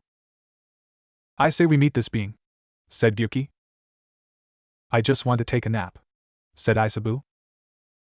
I agree with the others, said Chome. Saiken remained silent, as she had already fallen asleep. Well, it's your word against 7 of ours, decided Brat. Besides, now that we have recovered, we can easily fight against him. Alright, fine. We will meet Great Red. You happy? Said Naruto. Yes, said the united voice of 7 Bijus. Alright, then I will see you guys later, said Naruto. Wait a moment, Grandpa, said Itachi, who had been staying silent the entire time. What's up, kid? Said Naruto. The sage had instructed me to transfer the Biju to you as Kaguya might target them once again. Sure, the Gedomazu is still sealed tightly in the moon, but the sage just wanted to be sure that they are in safe hands, said Itachi. Naruto heard this and said, Alright then. He turned towards the Bijus and said, You guys know what to do. Right. It's going to be cramped in here, said Kurama. Bear with it, old friend, I will try to find a better solution in the future, said Naruto. Real world. Naruto then removed the connection and returned to the real world. He saw that Itachi was exhausted. He said, It will be like that when they are out of you all of a sudden, Itachi, said Naruto. He then handed out some electrolyte he had sealed. Here, take this. I usually don't use this, but thought it might come in handy one day. Naruto then supplied some of his yang chakra, while Itachi was drinking to relieve some of the sudden loss. Itachi felt slightly better, thanks Grandpa. Don't mention it, said Naruto. Now then, why don't you tell me what everyone has been up to for the last decade, said Naruto while grinning. Itachi smiled at his grandpa and said, Of course. I will tell you every last detail even if you didn't want to know. They talked about family matters and irrelevant things until sunset before Naruto decided to leave. Well, where do you plan on staying, Itachi? I know that you may not have a place here, asked Naruto with concern in his voice. Itachi smiled and said, It's alright, Grandpa. Though I did not say this before, I arrived here a while back, around 3 months ago. I have been living in a hotel near the abandoned church. Oh. Where did you get the money, though? Itachi smiled and said, I first started off stealing some cash by picking pockets. After a week or so, once I learned about how this world works, I became what this world would call as a private investigator. Oh, good for you. So did you learn about the supernatural world? Asked Naruto. Gods, devils, angels, fallen in the different factions along with different religions and their politics. I learned about them after I noticed one of those strays, as the devils would call them, said Itachi. It was actually through them I found you, Grandpa, said Itachi. Itachi went on to explain, I came to a general location, and thus I could not track you when you were in hiding. It took me 2 months and 3 weeks before I even found a trail. I followed this trail through the leader of the Fallen. A male Fallen called Azazel had been investigating strange happenings in Kuo. One of my agents in his organization said that he saw you with the Fallen General while you were drinking one night. So I kept tabs on Azazel and finally found you," said Itachi. "That explains it," said Naruto. The both of them remained silent before Itachi decided to break that. "Grandpa? What is it, my boy?" asked Naruto. "Why don't you come back? A lot of people are missing you back there," said Itachi. "Itachi, I thought I already told you the reasons for me leaving our world," said Naruto while sighing. He loved his grandson, but sometimes the boy simply could not understand. "I know, Grandpa, I know that you miss Grandma. I know that you miss Father and Auntie, but you still have family left in our world.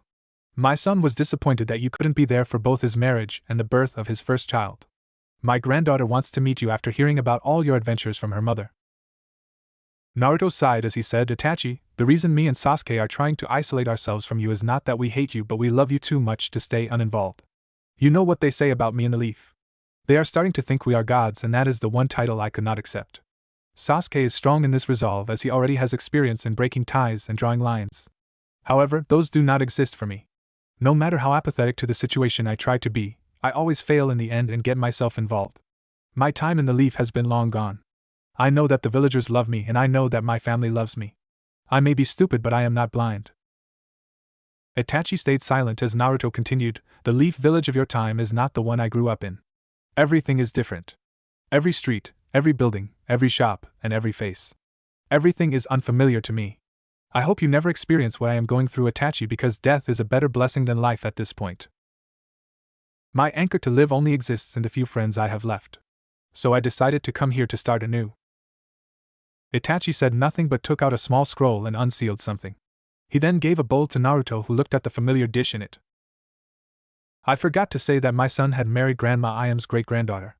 She heard that you loved Ichiraku ramen and practiced a lot to make the perfect bowl for you," said Itachi. "I hope you enjoy it, Grandpa," said Itachi and suddenly disappeared. Naruto looked at the bowl and smiled. "Kid always knew how to pull my heartstrings." "You always had a soft spot for the kid. He has come a long way from the brat you and Sasuke trained," said Kurama. "And he has made me proud of showing me the kind of man he is," said Naruto. Naruto then took the bowl and chopsticks he had and said out loud, "Itadakimasu." He tasted it first but then slurped down the entire bowl while crying his heart out at the familiar taste of spice. Inner world. "I did not know that Naruto turned out to be this much of a mess when he left our world," said Gyuki, still not believing that this was the current Naruto. "What happened to him, Kurama?" asked Son Goku with a grim tone. "The death of his mate 40 years ago had affected him quite deeply, Goku. He tried to ignore the feeling, but he subconsciously started to isolate himself from the world. 10 years later, his son followed, and 5 years after that his daughter left him too." All the Bijus stayed silent and Kurama continued, "I do not know what to do right now. We Bijus may have feelings, but we can never understand mortality, for we have never experienced it." "I have a suggestion," said Matatabi. All of them turned towards the two-tailed cat and asked her to continue. "I think introducing a woman in his life may offer a suitable distraction from his pain," said Matatabi. "Humph, have you heard what I said? He is isolating himself from everyone, which means that he will not accept any relationship anytime soon," said Kurama while snorting. "I believe only time will tell, Kurama. Who knows? His attraction and love for the woman may exceed his want of trying to isolate himself," said Matatabi.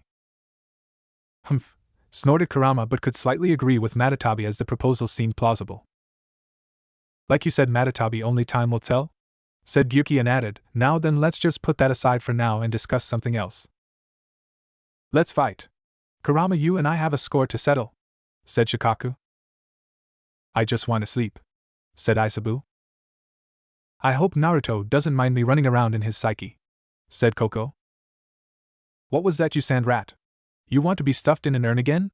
said Kurama, trying to rile up Shikaku. "Fight. Fight. Fight. Fight," said Chomei. Now, let's try to be civil here," said Son Goku while trying to be the mediator. "Shut up, Red Monkey. Do you want me to kick your ass again?" shouted Kurama. "What was that?" shouted the agitated Son Goku. Here we go again, said Gyuki, sighing. Well, it is to be expected, said Matatabi, knowing how it usually plays out. Real world.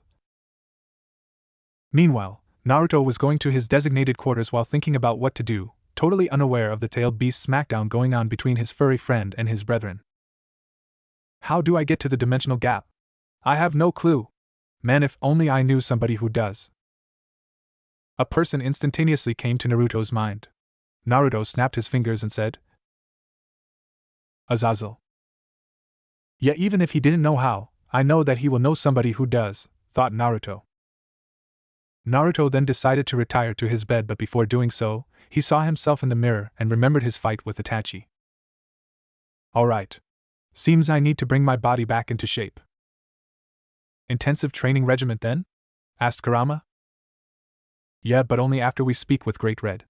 I heard that the dimensional gap is isolated from the other planes. We can really let ourselves loose over there, said Naruto. Yeah, I can't wait, said Kurama.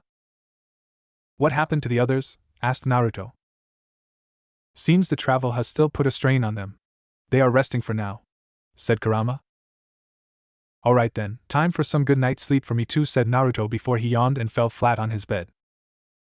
The next morning he once again met with Kaneko for her senjutsu training. They made plenty of progress, with her finally being able to control it to a certain degree. Naruto said, You are doing good, Kaneko. If your progress is going at this rate, then you will have mastered the art in no time. Kaneko huffed and said, If my progress is so good, then why am I still not able to go 5 minutes without getting hit by that rod? Kaneko was seriously reconsidering her life choices. She knew that learning senjutsu will be painful, but not this painful. That damn rod is hateful.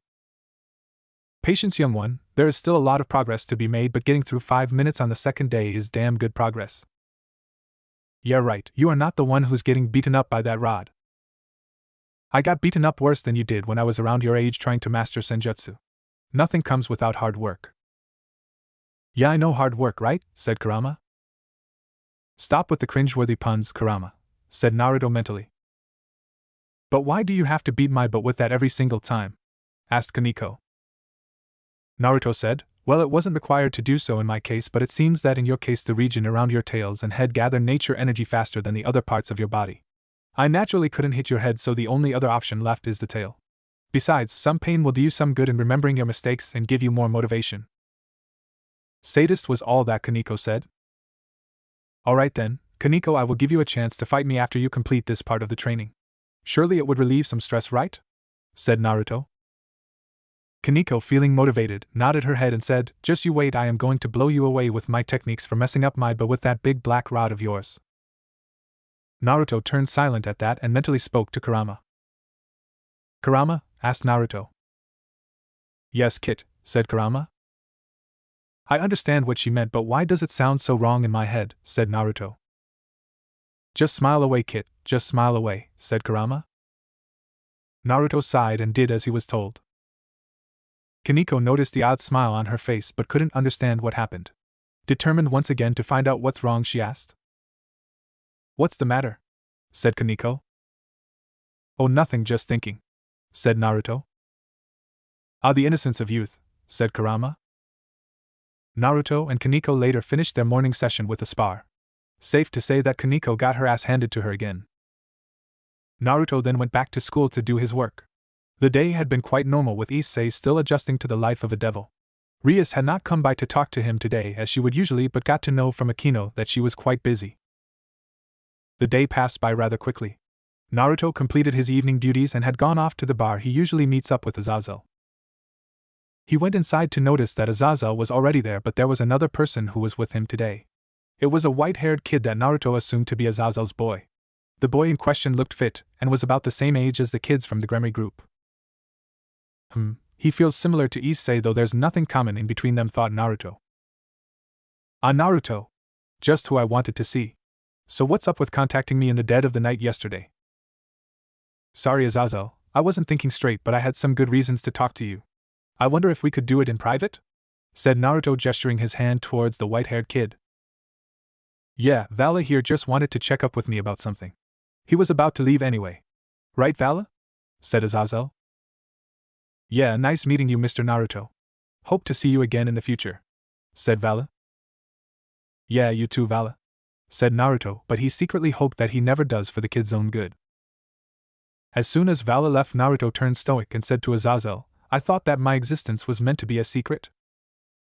Azazel poured himself and Naruto a drink from the bottle he had ordered and said, Don't worry about Vala. He was one of those people that helped me find you. I don't trust the kid, Azazel. He has that mad look in his eyes, said Naruto. Forget about Vala, now tell me, why did you contact me? What happened?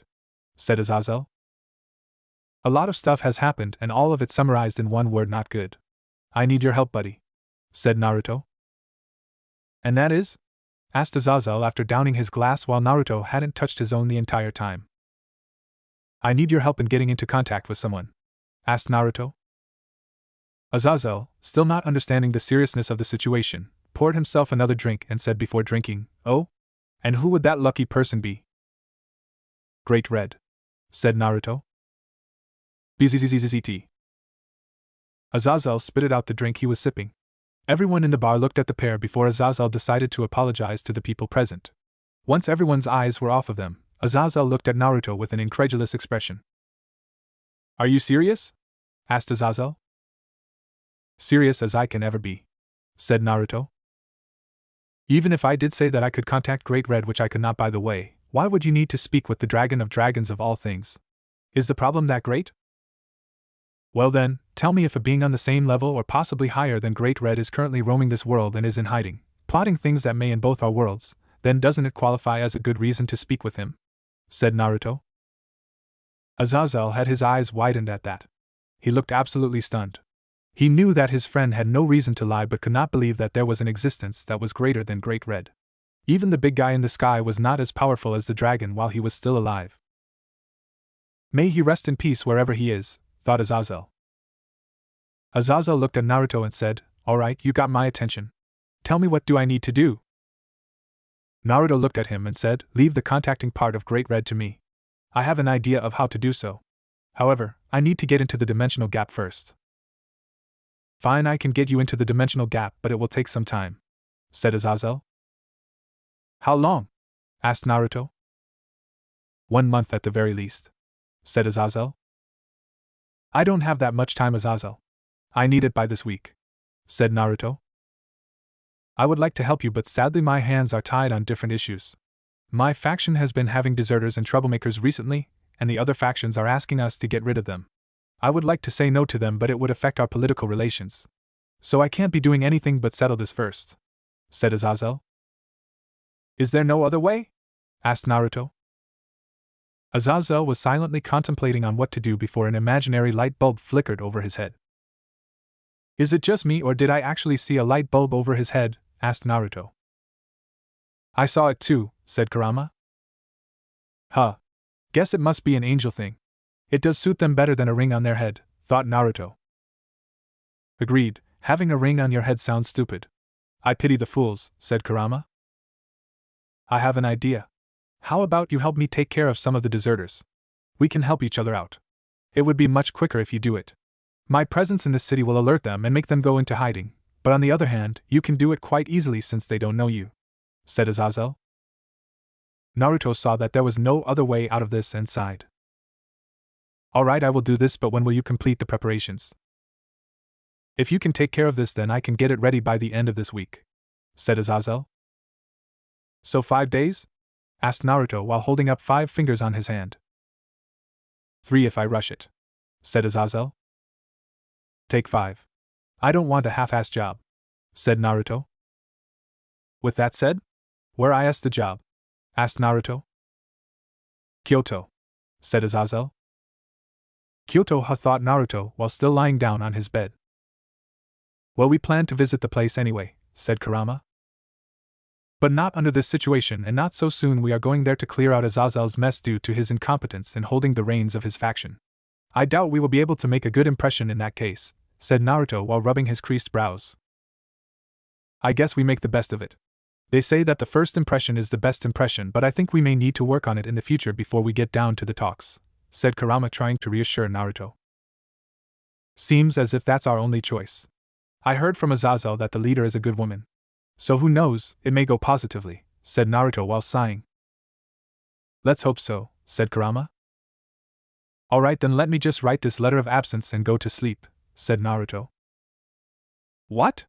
Letter of absence, the heck? Since when did you become so professional? Said Kurama, not believing what his host was doing.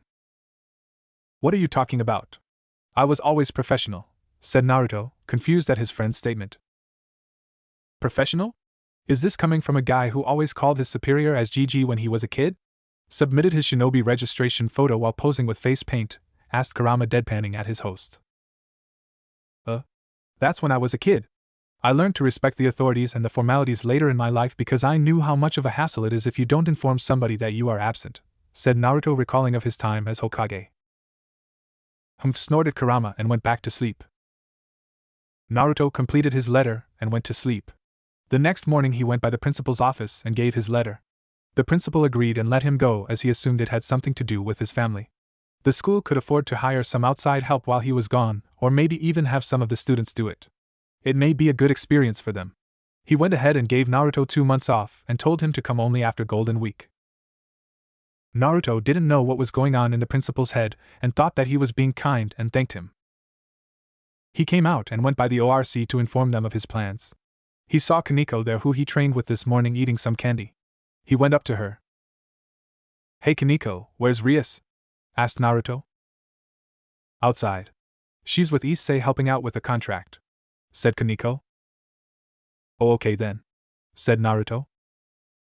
Why do you need her? Asked Kankyo. Well, I thought it might be better if everyone were present for this talk, but it seems that it will not be possible, said Naruto. Why? Did something happen? Asked Kaneko. I may need to go out of town for a while, said Naruto while scratching his cheek. How long? Asked Kaneko. About 2 months or so, said Naruto. Training? Asked Kaneko, worried about her senjutsu training. Needs to be put to a halt. It's important I go, said Naruto while making a grim face. Kaneko, who saw the face, understood the seriousness of the issue. She stopped eating her sweets, hugged Naruto and said, Come back safely, said Kaneko. While she may not admit it, she started to become close to Naruto during the training. She almost felt a familial bond with him, like he's that big brother or father she never had. Naruto softly smiled while looking at her and said, I will, young one. Tell the others for me, will you? Kaneko nodded her head and went back to eating her sweets on the couch. Naruto left the clubroom and went to pack his things. He sealed all the supplies he required in a scroll and packed some mundane things like clothes, toothpaste and such in a bag. Wait, why do we need a bag? Can't you just seal that up in your scroll? Asked Kurama. Having a bag makes you look less suspicious while traveling, Kurama, said Naruto. No other human is going to see you when you wait a second, you are not going to dash, said Kurama, but was cut off by Naruto before he could complete his sentence. Yep, we are going out in style, said Naruto. He immediately unrolled a rather large scroll and unsealed it. Immediately a motorcycle poofed into existence.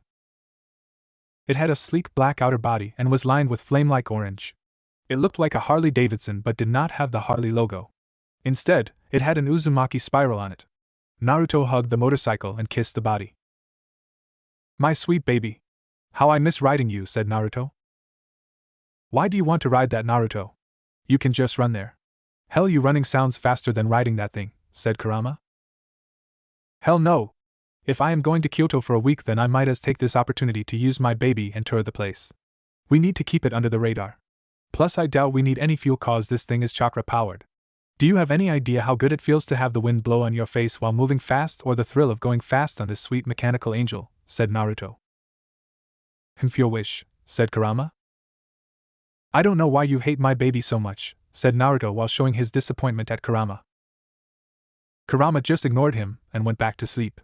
The motorcycle was invented later in the future when technology had developed in the elemental nations. It was rather popular among the shinobi as it helped them move things easier, and it was chakra efficient. Naruto had custom ordered one from the company that made them, and the company happily obliged without asking for any form of payment in return. Having the most influential person in the elemental nations use their product in itself is a major advertisement. Naruto liked to ride this and not the vehicles prepared by this world because it was pollution-free. He was helping out nature in this world. It sounded very hypocritical of him to ride a machine that harmed it while trying to soothe the same. He then proceeded to ride like the wind at high speeds while enjoying himself. He was so in the mood that he didn't notice a police car chasing behind him. Wanna catch me, do they? Well, hasta la vista, losers. I am outta here, said Naruto. What is this about keeping it under the radar? 'Cause you are setting off all kinds of alarms here, said Kurama, knowing that this would happen. Naruto gets too excited whenever he uses the ride and screws up a lot of things. Screw keeping it under the radar. If this planet is going to end up as space dust or end up getting stuck in a big-ass illusion in the future, then the least I can do is enjoy a high-speed chase. Woohoo, this old man has still got it, baby, said Naruto. Why do I even try, said Kurama as he sighed. Shit! Roadblock, said Naruto, seeing the upcoming roadblock made by police vans. Suspect. Stop your vehicle. We have laid out spikes on the road. Slow down and pull over, said a policewoman through a speakerphone. Showtime, thought Naruto. Naruto immediately accelerated his bike. The police who saw this thought that the man must be crazy if he thinks he could cross them. The woman shouted, "You! Slow down or you are going to crash!" Naruto didn't bother but immediately used his legs to kick the ground. The kick gave a reaction by lifting both him and the motorcycle 10 feet in the air. The onlookers who saw this were stunned. Naruto didn't bother and gave a peace symbol while in the air. Good thing I have a transformation on, he thought. He crossed over the roadblock and went on his way. He crossed all the way to Kyoto, jumping over checkposts and roadblocks each higher than the last before he finally lost them in the outskirts, where he got off the highway. Naruto thought it would be high profile if he went into the city like that, so undid his transformation and went to stand at a nearby bus stop. He eventually found his way into the city. Once he came in, he was assaulted by a rich natural feeling that came onto him. He noticed that the area was quite peaceful. No matter how many times I see it, this city is really quite beautiful and majestic, said Naruto. Much better than the other cities, of course, said Kurama. Way better, said Naruto. Well, I guess turn comes later. Let's finish the job first, said Naruto, and went to the address given by Azazel. He noticed from outside it was a shrine but saw that it was protected by a barrier. He went inside the barrier and saw that the shrine was just a facade and the inside was much bigger than he imagined. Almost looks like a palace, said Naruto. Halt! What business do you have here, human? How are you able to see through the illusion? Said the guardsmen protecting the palace while pointing their spears at him. I am here to see your leader as I have some business with her, said Naruto. Oh? And what business do you have? Said the guard, tightening his spear. Azazel, the governor of the fallen and the leader of the Grigori, sent me here, said Naruto. The guard lowered his spear but was still wary. He then said, all right, we will inform Lady Yasaka of your arrival. She has been expecting a response from your leader for quite some time. You may enter the palace, but beware, we are watching you. Naruto didn't say anything and entered the palace with a stoic face. He noticed the various amounts of yokai standing there whispering and murmuring while looking at him. He didn't pay mind to what they were saying and was waiting patiently. 10 minutes later an attendant came and said to him, Lady Yasaka will speak to you now. If you would follow me, please, said the attendant. Naruto said nothing and just followed the person. They then came upon a traditional Japanese sliding door.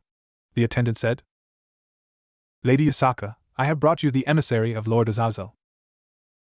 A melodious voice answered her, please let him in. The attendant opened the door. Inside was a beautiful golden-haired woman with thick and short eyebrows. She had fox ears and 9 tails were swaying behind her. Good evening, I hope my subordinates treated you fairly. They get a little antsy sometimes with all the troubles we faced recently, so you have to forgive me, said Yasaka. Oh, and no problem. They were just doing their job, yes, said Naruto while looking at the woman and blushed. Wow, she's beautiful, ain't she, Kurama? Buddy? Asked Naruto, slightly concerned. Kit, said Kurama. Yeah, said Naruto. If you ever get the chance to get it on with her, don't you dare reject it, said Kurama. Wait, what the hell are you saying, fuzzbutt? I already have Hina dash, said Naruto, however, was interrupted when he heard a coughing sound. He turned to face Yasaka, who was looking at him with somewhat of a disappointment.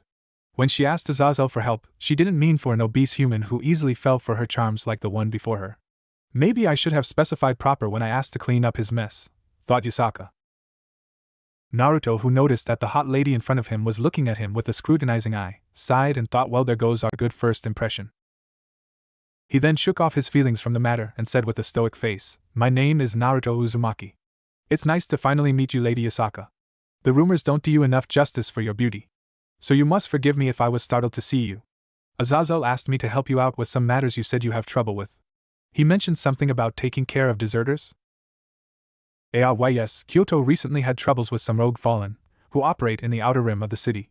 We asked Azazel to take care of it, seeing they are fallen, and all fallen come under his jurisdiction, while we are still allied with him, said Yasaka while stuttering in the beginning, as she didn't expect Naruto to make a sudden change in expression and attitude. Okay. Do you know the general area of where they are? Asked Naruto. Yasaka nodded her head and said, yes, we have tracked them to an old amusement park which has been out of business for a while. Alright, hand me the address and I will be done by tomorrow, said Naruto. It will be done. Would you like to have some tea? Asked Yasaka. Thank you, my lady, but I believe I have a job to do now. I will gladly take up on your offer when I return if you don't mind, said Naruto. That is fine. Now if you would excuse me. I have some other matters to attend, said Yasaka as she made her way out. Of course, said Naruto as he bowed and left for the job he was given. Naruto made his way to a public payphone nearby. The bad thing about Naruto is that though he had a phone, he was too stingy to pay a network connections company every month for placing a simple phone call on a phone he hardly uses. He dialed up a number using the payphone and waited for a while until the other side decided to pick up. Hello, this is the office of Uchiha Private Investigation Firm. How may I help you? Said a clerk who picked up the phone. Good evening, miss. Can you get Itachi for me, please? It's important that I talk to him, said Naruto. I am sorry, sir, but Mr. Itachi is unavailable right now. Do you wish to leave a message? Asked the clerk. Tell him that Naruto Uzumaki wants to talk to him, and it's very important. He'll know, said Naruto. Hold on, we'll speak to you now, said the clerk. Grandpa, why did you call me now? Something happened? Said Naruto. Get your ass down to where I am, alright? Said Naruto, we need to talk. Alright, said Itachi and hung up the phone. Wait, did I say where I was? Asked Naruto. No, you didn't, dumbass, said Kurama and added, why did you call him in the first place? Take a guess, said Naruto. Knowing you, I would probably say that you called him to just hang out with your lonely ass. While that is inaccurate, it ain't wrong either. I called him here for another reason, you know, said Naruto. Does that relate to the recent negative emotions I have been sensing from some of the yokai over here? Asked Kurama. Yeah. It rubs me the wrong way, said Naruto. He then ran to the address that Yasaka had given him and arrived at the amusement park. The park was closed with its gates tightly shut. Naruto didn't want to waste any time and kicked the gates open. Well, why don't we just announce where we are, alright, said Naruto, knowing subtlety was not his strong suit and not his style. The old-fashioned way? The old-fashioned way. Naruto grinned and then shouted out, alright, you lousy ass sons and daughters of bitches. Get the fuck out of here and prepared to get your ass hooped. Who the hell? Hey you, what the hell are you doing here? Said a man who came outside. The man further added, hey you guys. Come check this clown. 12 more fallen angels joined up and all of them looked at Naruto while flying in the sky. 13 of them. 2 of them have 2 pairs of wings and one of them is acting as the speaker, so he must be the leader of this group, I suppose, thought Naruto. Alright, clown. You told us that you will kick our asses? What now? Scared that there are 13 of us and 1 of you? Said one of the fallen. Granted, I didn't think it would be such a large group, but still, you guys don't scare me. So here's the deal. You guys either quietly get back to the Grigori with me and get your punishment, or I bring you in by force. Trust me to take the first option, cause the second one will not end well for you, said Naruto. Ha ha ha. Look at this guy. Why don't you entertain us by doing a belly dance with that pot of yours? Nah, leave it. You are too disgusting anyway. You know what? We dare. No, let me rephrase it for you. We dare you to try take us captive without getting this light spear up your heart, said the fallen guy who Naruto assumed to be the leader. Fine, your wish, said Naruto. He quickly formed 5 hand signs and touched the ground. Wood style, strangling vines field. Immediately 7 of the fallen angels got caught by the technique, and were pulled down. What the? The foo. Shit, I got caught. Careful guys, the vines drain your energy. The ones who got caught warned the others to be careful, but they were already too late. Naruto threw 4 kunai at 5 of the uncaptured ones which grazed them. The fallen dodged and said, "Ha, is that the best you can do?" said the fallen. He threw a light spear at Naruto. Meanwhile, Naruto just stood there and grinned. He immediately disappeared in a flash. He appeared behind the fallen and easily knocked them out in less than 2 seconds. The last 2 fallen remained. However, they looked pretty pissed. One of the other fallen leaders shouted, You will pay for this." However, unlike the other fallen angels, this one took out 2 revolver guns. He then proceeded to shoot 3 shots from each at Naruto. Naruto dodged the bullets and made his way to the fallen angel. He then took the fallen by surprise and disarmed him. He kicked the leader away, who fell down and hit his head and went unconscious. Naruto then shot at the other fallen angel, who lunged at him with a katana. The leader didn't expect to be shot at his wings and fell down to where the vines were. Unsurprisingly, he got caught. The other leader who got kicked regained consciousness and saw that his gun was nearby. He was about to take the gun but was stopped when he noticed the feeling of a gun behind his head and a soft clicking sound. "Ah! I know what you are thinking, punk. Did he fire 2 shots or 3? You know, in all this excitement I kind of forgot myself. Though having a gun pointed to your head, even if you did try to move a single muscle, your head will be blown to smithereens. So you got to ask yourself one question: do I feel lucky?" "Well, do you, punk?" said Naruto, and gave him a grin that went unnoticed by the fallen. The fallen considered his options and let go of the gun in his head. Naruto smiled and extended his jutsu range to capture the fallen. As Naruto proceeded to take care of the others, the fallen who got caught last asked, "Hey, I gotta know." Naruto didn't say anything but just pointed the gun at the fallen. He then pulled the trigger. The fallen who asked quickly closed his eyes when he saw the gun, opened his eyes when he saw that there was no bullet coming his way. Naruto threw the gun at his feet where the vines were taking care of the job as the fallen leader said, "Son of a bitch." "Well, that was pretty anticlimactic. For all their words, these fallen sure are weak, aren't they?" said Kurama. "Well, it usually is whenever the Hiraishin is involved," said Naruto. "So what was that? Version 3? You mastered it?" asked Kurama. "Yep, finally perfected it. Whatever the kunai touches is automatically marked, though it works only once," said Naruto. "Well, now to put these guys away," Naruto then silently sealed them in a scroll and made his way back into town. He made his way back into town and entered one of the hotels. He then booked a room under the name Sasuke Uchiha and went straight to bed. The next morning he woke up to the alarm that was blaring with its loud noise once again, only to find a face in front of him. "Guy, it's you, Itachi. Why the hell did you stick your face so close to me?" "Scratch that.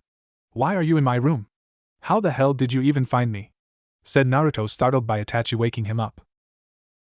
"I was close to you because I thought there was something on your face. I am in your room because you called me, and how I found you." Itachi trailed off and switched on the T.V. A high-speed chase happened yesterday on the XX highway where the suspect was driving an unlicensed black motorcycle, said an anchor on TV. The screen showed Naruto in a henge evading the cops and his unbelievable stunt of jumping over checkpoints and blockades. Naruto blushed at the scene and said, "Oh, come on. Grandpa merely wanted some excitement." "Going 160 miles per hour on a motorcycle isn't exciting, Grandpa. It's stupidity, and you know better," said Itachi, admonishing his grandfather. "Ah, sheesh. You sound just like your grandmother Sakura. You take more from them than you do from me," said Itachi. "I am glad. I don't want to imagine what I would be if I took any more from you than I already did," said Itachi. "Why, you brat. Sometimes I wish your brother was here instead of you," said Naruto with a mock angry face. "On a more serious note, why did you call me here, Gramps?" asked Itachi. Naruto turned serious at that and told Itachi of his conversation with Kurama. Itachi, knowing that his grandpa's intuitive feelings are usually right on the mark, said that he will get to work immediately. He then left Naruto to his own devices. Naruto then made his way back to Yasaka's palace, but on the way, he came upon a young girl he couldn't ignore. The young girl looked around 12 to 13 years and was prancing about as if she was looking for something. Naruto, being the good guy he is, made his way to the girl and asked, "What happened, young miss? Is everything all right?" asked Naruto. The young girl, who looked at him with an awkward expression, not expecting him to talk to her, said, It's alright, I am fine, said the young lady while hesitating to say what happened. It's fine, young miss. You can say it to me. I will try and help you however I can, said Naruto in a reassuring manner, and gave her his famous Cheshire Fox grin. The young girl who saw this calmed down and said, It's my purse, I had it with me a few moments ago, but now I find that it's missing. Mister, can you please help me find it? My mother will be angry if she knew that I lost my purse. Naruto frowned and looked around. He noticed that one person was keeping his hands in his pockets. Naruto looked at him and smiled. Found him. Naruto turned to the young lady and said, Don't worry, missy. Just wait right here. I will go fetch back your purse. Fetch? Asked the young lady, but Naruto was already way ahead of her. She saw him talking to another man who grunted at him annoyingly. She then saw Naruto saying something to the man, and the man relented and handed her purse that she had been searching for. She realized, that man picked me. Naruto then came back to the young lady and said, Here's your purse, young miss. Thank you very much, mister. There isn't much, but I hope this serves as thanks for helping me out, said the young girl and handed Naruto some cash from her purse in a well-mannered way. Naruto shook his head and said, It's fine. Let's just say it's my good deed of the day. Next time you walk down these streets, be careful for pickpockets, alright? The girl smiled and said, Alright. Alright then, see you later, said Naruto and turned to leave but was stopped by a cry from the girl.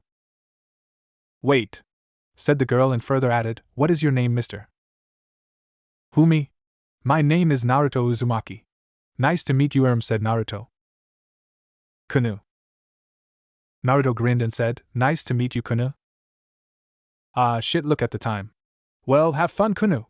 I have to get going, said Naruto, running off without looking back. He then went into Yasaka's palace like yesterday and met with the nine-tailed vixen. He explained to her that there will no longer be any trouble, to which Yasaka relaxed and gave him her thanks. Naruto just shrugged it off, saying that it was his duty. He then explained to her the other part of the errand Azazel had given to him. He was to give her some new terms for the alliance and ask her whether this could be approved. Yasaka went into a momentary silence after looking at the paper in her hand. She then nodded and said that she will get back to him by the end of this week after she had a meeting with her council. Naruto agreed to her requirement. Both people spent some time speaking about mundane things. Naruto found Yasaka to be a beautiful and smart woman who also had his taste for ramen. Yasaka appreciated Naruto's company as he seemed like a good friend to talk to. Soon the sun went down and Naruto was about to leave just when Yasaka stopped him and said, Will you join me for dinner, Naruto? My daughter will also be there. Naruto, being polite and slightly shy about the prospect, said, I don't want to intrude in your personal time, my lady. Nonsense. You are not intruding anywhere. Plus, aren't we already friends? Call me Yasaka. The my lady stuff is too stiff as a way of addressing me, said Yasaka in a jovial manner. Naruto smiled at this and said, Alright, Yasaka, please lead the way. They went into a wide room together and arrived at the table. Yasaka said, My daughter will be joining us soon, Naruto. Please wait while she does, said Yasaka. It's alright, Yasaka. Let the little one take her time, said Naruto, trying to be polite. Strange, she usually is not this late. I wonder what happened, said Yasaka. Just when she said that, a maid barged into the room and shouted, Milady! Milady! Calm, Kureha! Tell me what happened, said Yasuka, trying to hide her worst fears. It's bad, milady. The young miss has been kidnapped. The kidnappers have left this note, said the maid and handed Yasaka the note. Yasaka read the note, and her displeased expression turned furious. She burned the note to cinders with her foxfire. Use all our guards to search the city. I don't want any harm to befall my daughter, said Yasaka. At once, milady, said the maid and left. Naruto, who looked at the sight before him, asked her, What is the matter, Yasaka? What did the note say? What's their demand?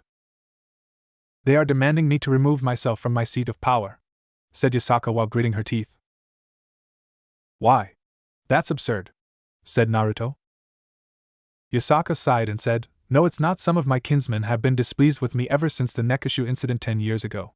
Some of the power-hungry councilmen took advantage of this and have been pushing others to dethrone me ever since. It seems that they finally act in the open. Naruto narrowed his eyes and asked, How? They want me to agree to a marriage between me and their candidate, an 8-tailed kitsune yokai. The man is not a bad person at heart, but he doesn't realize that he's being manipulated by the elders. I have been trying to get through to him, but he takes it as if I am the manipulative which trying to maintain my own power," said Yasaka while sighing. Naruto narrowed his eyes and said, "Let me go get your daughter then." "What?" asked Yasaka with a surprised expression. She then shook her head and said, "This doesn't concern you, Naruto. The kidnappers want me to announce the engagement with their candidate tomorrow, and the marriage will take place next week. Only then will they release my daughter." Naruto still stubbornly and reassuringly said, "This matter concerns me because you are my friend. Friends help out each other. Besides, I doubt the counselors would agree with Azazel's terms." Yasaka understood his reasoning and smiled. She then said to him, "All right, I will ask you for this help one time, my friend. Please find my daughter and bring her back safely. It would be best if you can do this before I could possibly announce my engagement. If you can help me with this, I will agree with the terms Azazel has put forward, seeing that the council will be inactive for the time being. Thank you for helping me out in my tough times, Naruto." "It's no problem, Yasaka," said Naruto and grinned. "Besides, I can't leave such a beautiful woman like yourself in trouble, could I?" Yasaka blushed under the implications of being called beautiful. Naruto, who noticed what he said, was cursing himself for his motor mouth. He then said, "Why yeah, I will be going now," said Naruto. Alright. Please do be careful," said Yasaka. Naruto nodded and went out of the palace. He went into a crowd and touched a seal on his arm. The seal lit up and Itachi just flashed into existence. No one noticed him turning up suddenly since they were in a crowd. "So what have you found, Itachi?" asked Naruto. "You were right, Grandpa. There are some traitors within the yokai faction," said Itachi. "Tell me everything," said Naruto. "Tell me everything you know, Itachi," said Naruto with a grim face while moving through the crowds. Itachi replied there had been some friction within the yokai faction ever since the Nekishu incident 10 years ago. The Kyoto yokai were not pleased with bowing down their heads to the devils when their kinsmen were slaughtered. "I hope you know of this incident?" Naruto nodded his head as his closed fists tightened. It is one of those incidents Azazel mentioned to Naruto so that he has some knowledge about how the yokai society works if he's going to forge relations with them. Not surprised to say, Naruto was not pleased with how the incident was taken care of. Itachi noted his grandfather's expression and said, "Well, since you know of this, it will be much easier to explain. 3 of the 8 elders who take decisions along with the Kyoto faction leader decided to take advantage of this mess 10 years ago, and have been pushing her out of power. They are intending to put a puppet in power." Naruto nodded his head and said, "Tell me their names." Itachi complied and said, "The first one is Elder Mizuhiro, of the Akuro Kamui. The second is Elder Kazuhana, of the Kamaitachi. The third is Elder Takeshi, of the Bazin. Their puppet leader is known as Nakayoshi, an 8-tailed kitsune. A rebellion by water, wind, and fire along with a good friend of theirs. It feels poetic," said Naruto. He looked at Itachi and added, "Well, it seems now I must fill you in on what I learned." Naruto then told Itachi of the things that happened before he left the palace and told Itachi, "I have promised Yasaka to bring her daughter safely back to her. I have never broken a promise, and I don't intend to change that till my last breath." He then ordered Itachi, "Find out every last dirty secret you can about those 3 elders and give it to their puppet. From what I heard, he's the only one who is righteous among them. Leave no stones unturned. We need to get rid of them quickly if we are to stabilize our relations with the Kyoto yokai. I will search for the girl in the meantime." Itachi said at once, and disappeared. Naruto walked the busy streets of Kyoto alone. He smiled as he thought of a plan. "So how do you intend on finding the girl?" asked Kurama. "We are not going to find them. We are going to let them find us," said Naruto. "This is not the time to play games, Naruto," asked Kurama with an incredulous expression. "I heard that there is this great bar in Kyoto from Azazel that serves one of the best sake there is. I am going to enjoy ourselves while we can," said Naruto while ignoring his friend's comment. "Why would you do that? How on earth is that going to help us?" asked Kurama, still not understanding his friend's decision. "Just wait and see," said Naruto, making his way to the bar. It was a fancy inn with a lot of customers that night. Naruto went up to the bar table and said to the barkeep with a thick Kyoto accent, "Give me some good old sake. The best one you can find. I am in a happy mood today, so free sake for everybody."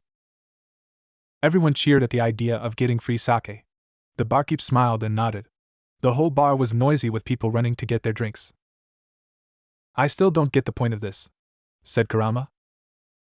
Just wait, said Naruto. Kurama stayed silent and healed Naruto, who drank 3 bottles worth of sake. He then noticed a rough-looking pair of Kamitachi yokai drinking and blabbering something. Naruto smiled and thought bingo and went near them. Kurama looked at his friend and finally understood what he was on about. So you used the principle of that old perverted master of yours? Said Kurama. Naruto grinned and said the best way to get some information is through a bar or a brothel. The first rule of gathering information. If there was anything that old pervert had taught me useful aside from the ninja arts, then it was the art of espionage. Sadly, I didn't have any use for it in my teenage years. The problem with all these 2-bit thugs is that they tend to enjoy themselves after a good work instead of just going to sleep. Thank Kami, you haven't picked up his sense of literature, said Kurama. Ha! You call that literature? It's just a shoddy excuse for him to share smut, said Naruto, and added, I don't understand how people can read that piece of crap. Then why did you hide all the Makeout series books in the Hokage's office? Asked Kurama with a deadpan look. I don't have anywhere else to hide them. They are my godfather's books, you know. And I have the publication rights for that book. I just kept them aside as a memento even if they were perverted, said Naruto. Then a better question would be, why did you enact the scenes with Hinata? Asked the fox, further giving a deadpan. What the hell, Kurama? I told you not to look into our private time, said Naruto with a blush on his face. Well, I was kind of bored. Plus you and that mate of yours was putting on a show that I could seriously enjoy. What was that line she said, bend on your knees and suck my dash, said Kurama, but Naruto interrupted him. Stop. I don't want to know those things now, asshole. That was the single most shameful moment of my life, said Naruto with a brighter blush. Shameful? I doubt it. You were enjoying it thoroughly. What did you say? Yes, mistress. Let me dash, said Kurama, but was once again interrupted by Naruto. Stop now, you sleazy fox, or else I might have to show you the worst image you will ever see, said Naruto with some anger in his voice. Try me, said Kurama with a smirk and taunted Naruto. Kurama wasn't smirking for long, for the image Naruto had shown him burned his eyes. Literally. It was a sensual image of a sweaty Kurama and Shikaku in a pink cave about to do the deed. Ahaha. My eyes. Make it stop. Please don't do this to me, Naruto, said Kurama, but at this point he could do nothing about it. You will pay for intruding mine and Hinata's sexy time. So good luck, said Naruto. Oh, by the way, I imagined a pretty good movie, so enjoy the next 2 hours in the best way you can, said Naruto while disconnecting the link. You will pay for this, brat. I will make sure to get you back for this someday, said Kurama, but that didn't stop him from saying, please. Make it stop. No. No. Not that hole. Kurama can beg all he wants, but Naruto wasn't paying attention to any of it.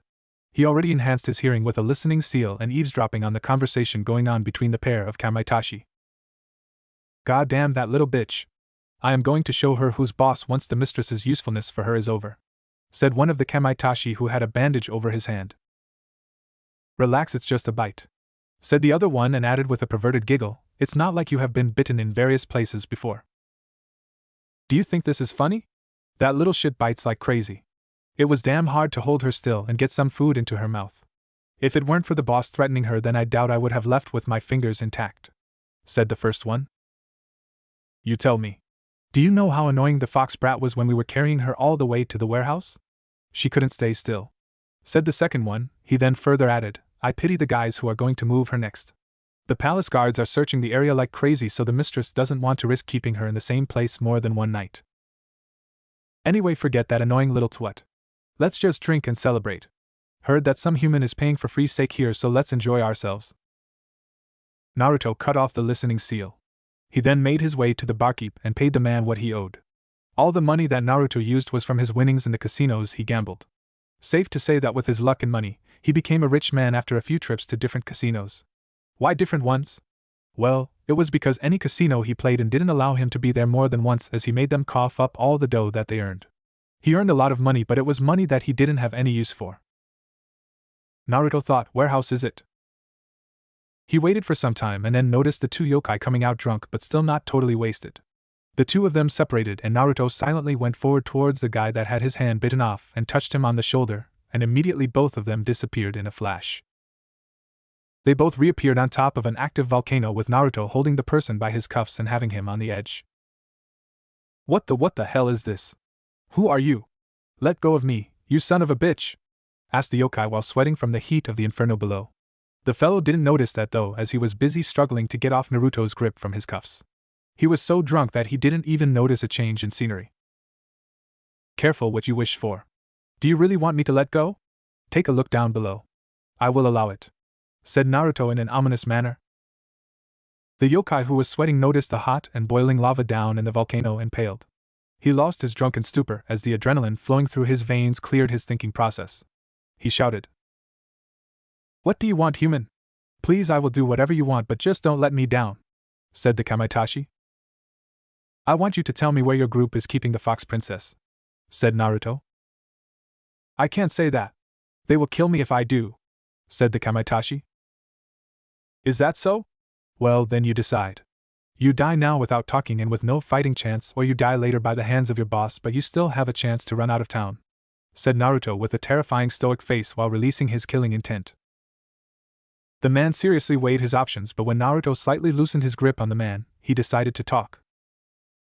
All right. We are keeping her in the warehouse of an old iron mill called Gotetsu," said the man.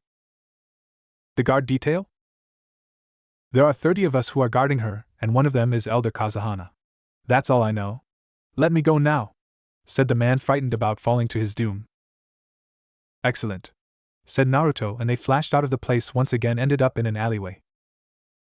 "Now I can't have you talking for a while, so good night," said Naruto, knocking out the yokai, and hid him in one of the nearby dumpsters. Naruto then made his way to the location given by the yokai, though this time he went in silently. "I can't risk them teleporting the princess in a state of emergency," said Naruto. He then sneaked inside, avoiding the guards, and quickly made his way into the warehouse. He made some shadow clones who placed some explosive tags here and there and pasted them completely around the mill without alerting the guards. Meanwhile, the original did his best to sneak inside the warehouse.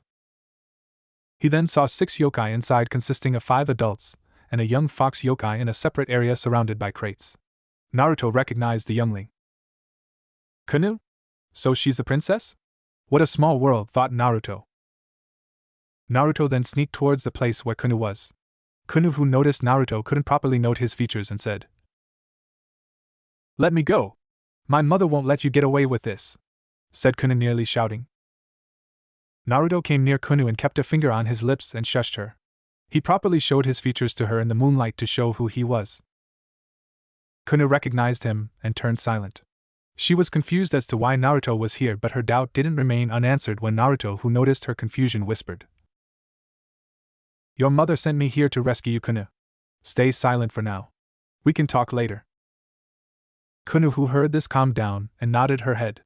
Naruto, who saw this, grinned at her and removed her bindings and said, "All right, I am going to get you back to your home, all right? Don't let go of my hand." Kanu nodded her head. Naruto then flashed both of them away with the Hiraishin and left Kanu at the palace gates. He had marked the place just in case there was an emergency, which turned out to be pretty handy now. "All right, Kanu, get inside and find your mother. I will take care of the people who kidnapped you, all right?" "Thanks, Mr. Naruto. Please take care of yourself and come back safely," said Kanu, confident in her savior's skills. "All right then, Kit, you go find your mother now. She's been worried sick all day." Kanu didn't need to be told twice. She rushed inside the palace to find her mother. Naruto then went back to the mill to take care of the rest of the problems. He then smirked and thought, "All right, in 3, 2, 1 now." He formed a hand seal, and in the next second, they heard a lot of explosions outside. What was that? An explosion? All of you, go check outside. If you see any intruders, then delay them as much as you can. I will go secure the brat, said a female Kamitachi who Naruto assumed to be the elder. Once the others left with their orders, the female Kamitachi came to find Kunu but couldn't find her. All alarms went off inside her head. However, she wasn't given time to think when she noticed a presence behind her closely approaching her. She moved away from a Naruto who came to chop behind her neck. Though he missed, he gave her an annoying smirk and said, "Surprise! You are that lackey the fallen bastard had sent, aren't you? You have no business here. This isn't an internal affair of the yokai," shouted the elder. She immediately cast some wind blades and hurled them at Naruto. Naruto dodged the blades and said, "First of all, I am not Azazel's lackey. Business partners would be a better term. He then made some hand seals and shouted out while grinning. Second of all, isn't normal for a gentleman to help a woman in need in this world? Would release, plant spore release. Some plants emerged from the ground and released spores. The elder used some wind to push away the spores, but it turned out to be pointless as there was no effect. The spores just came back. Why is my magic not working? Shouted the elder in disbelief. Naruto said with a deadpan look, seriously? Are you an idiot, or do you not just think? Do you honestly think that you could get rid of the spores in a closed space by using wind magic in a place where there is no ventilation? The elder could only watch hopelessly as she fell to the ground paralyzed. This technique is a nice one only when it catches the opponent by surprise or by force. The problem is that it only affects beings with chakra like a yokai. Now then, let's get out of here before the others show up, said Naruto, releasing the jutsu which withdrew all the plants which disappeared underground. Naruto then sealed the paralyzed elder in a scroll and used the Hiraishin to flash away. The guards who went on alert were a second late as they entered the warehouse just after Naruto escaped. Some of them had noticed the remnant spores and were quick enough to warn the others. They used some magic to clear the space together but still couldn't find any sign of the elder or the fox yokai. They then decided to retreat back to one of the other elders and inform them. Meanwhile, Naruto flashed into the palace to find the awaiting daughter and mother pair who were hugging each other. He silently stood there until the pair separated and noticed their visitor. Yasaka was the first one to speak. I thank you very much for bringing my daughter back to me, Naruto. My daughter also told me about her encounter with you, and you have my gratitude for helping her in her time of need, said Yasaka. Naruto responded, It's not a big deal, Yasaka. I would have done what I did either way, whether it was Kunu or not. Yasaka shook her head. It is hard to find such chivalry in this world these days. People would rather work for their benefits or ignore those in need, not wishing to get involved. Naruto grinned and said, Well, it is who I am, I guess. I will take what you said as a compliment. Now though, I came here for a different purpose. Yasaka tilted her head slightly to the right, as did Kunu, and both sporting a bewildered expression on their face. See, cute, thought Naruto. He then coughed and snapped out of it as quickly as he got into it, and said, I have captured one of the elders. One by the name of Kazahana. I trust she will be of use to you. Yasaka nodded her head and said, Yes, please bring her here. I will interrogate her myself. Excellent, said Naruto, and unsealed the scroll. Kazahana immediately poofed into existence, surprising both Kitsune yokai. Wow, said Kunu, not hiding her surprise. Yasaka mentally filed the questions on how he did that for later and immediately started interrogating the Kamatachi then and there. She had asked Kunu to stay by her side so that she learns how the world works. Kunu was to be the next leader of Kyoto yokai after Yasaka, and it was required of her to know the workings of this world, no matter how much Yasaka hated doing this to her young daughter. The elder was tight-lipped at first, but some amount of killing intent from the strongest yokai was able to make her talk out of fear. She told them that they had been planning this for a while now and chose to strike now, as the interim peacetime wouldn't affect the different factions from targeting them. Though the elders were power-hungry, they did take appropriate measures so that not all yokai were harmed, at least the ones who support them. Once they learned everything they can from her, they confined her in a prison built inside the palace and placed some restraining seals on her so that she doesn't escape. Itachi arrived at the right time with the info about the elders. He was able to get enough evidence on their corruption and their various hidden agendas with some of the other factions. Ones that could implicate them in a bad light among the yokai. To say Yasaka was pissed would be an understatement, as the three were forging alliances behind her back. The next morning she announced the treasonous actions of the elders and labeled them as criminals. Suffice to say that the general yokai population was pissed. Those who were involved with the three elders were arrested, and those who supported them indirectly were too scared to oppose the ruling faction and went into hiding. The remaining two elders tried to run away from Kyoto but couldn't do so because Naruto helped catch them before they did. None of those directly involved were pardoned, and most of them were awaiting to be executed for insurrection and high treason. The Kitsune, Nakayoshi, was the only one who was let off easy. He was pardoned from the execution because of his actions of helping Yasaka bring them to justice as soon as he read the files Itachi had shown him, as ordered by Naruto. However, easy didn't mean scot-free, as he had to be exiled from Kyoto for 30 years. The eight-tailed Kitsune manned up to his actions and did not protest. He left without any form of defiance and admitted that he was in the wrong. Though this didn't lessen his sentence, it did improve his standing among the general populace. The entire ordeal was completed in less than 3 days. The remaining elders of the council were ones who were loyal to Yasaka. So Naruto's job was pretty much over when Yasaka spoke with the council and got the additional terms of the alliance signed without any opposition. Naruto then decided to relax in Kyoto for a while. He had taken a liking to Kuno during his stay in the palace. She reminded him slightly of Himawari when she was at Kuno's age, and Naruto decided to spend some time with her, as he saw that she was quite lonely. Soon Yasaka joined in their bonding sessions, and all three of them came to enjoy their time together. Now, the day had come where Naruto had to leave, or so he said. Azazel asked him to meet up somewhere outside of Kyoto. Well then, this is farewell for now, said Naruto with a smile. Will you be coming back, uncle? Asked Kuno with a slight amount of sadness that he was leaving so soon. Naruto grinned, rubbed her head with his hand, and said, of course. I will visit you the next time I am around these parts. Kuno, who saw the way he grinned, gave a fox grin of her own with her eyes closed. It was something she picked up from Naruto. Yasaka said, take care, Naruto. Please return safely from your endeavors. Naruto firmly shook his head and said, of course, Yasaka. Yasaka had mixed feelings about Naruto leaving them. In the short time they spent together, Yasaka had found warmth and closeness in between them that she never had before. She understood that Naruto had to leave but did not think it would be this soon. She asked him to stay a few more days with them, but he told her that he had something important to do and that it couldn't be delayed. Yasaka found Naruto to be a good friend of hers. Though she did feel an enormous amount of gratitude towards him, as it was due to his actions that her daughter and her regime as leader are safe, she also felt the feelings of being attracted to him.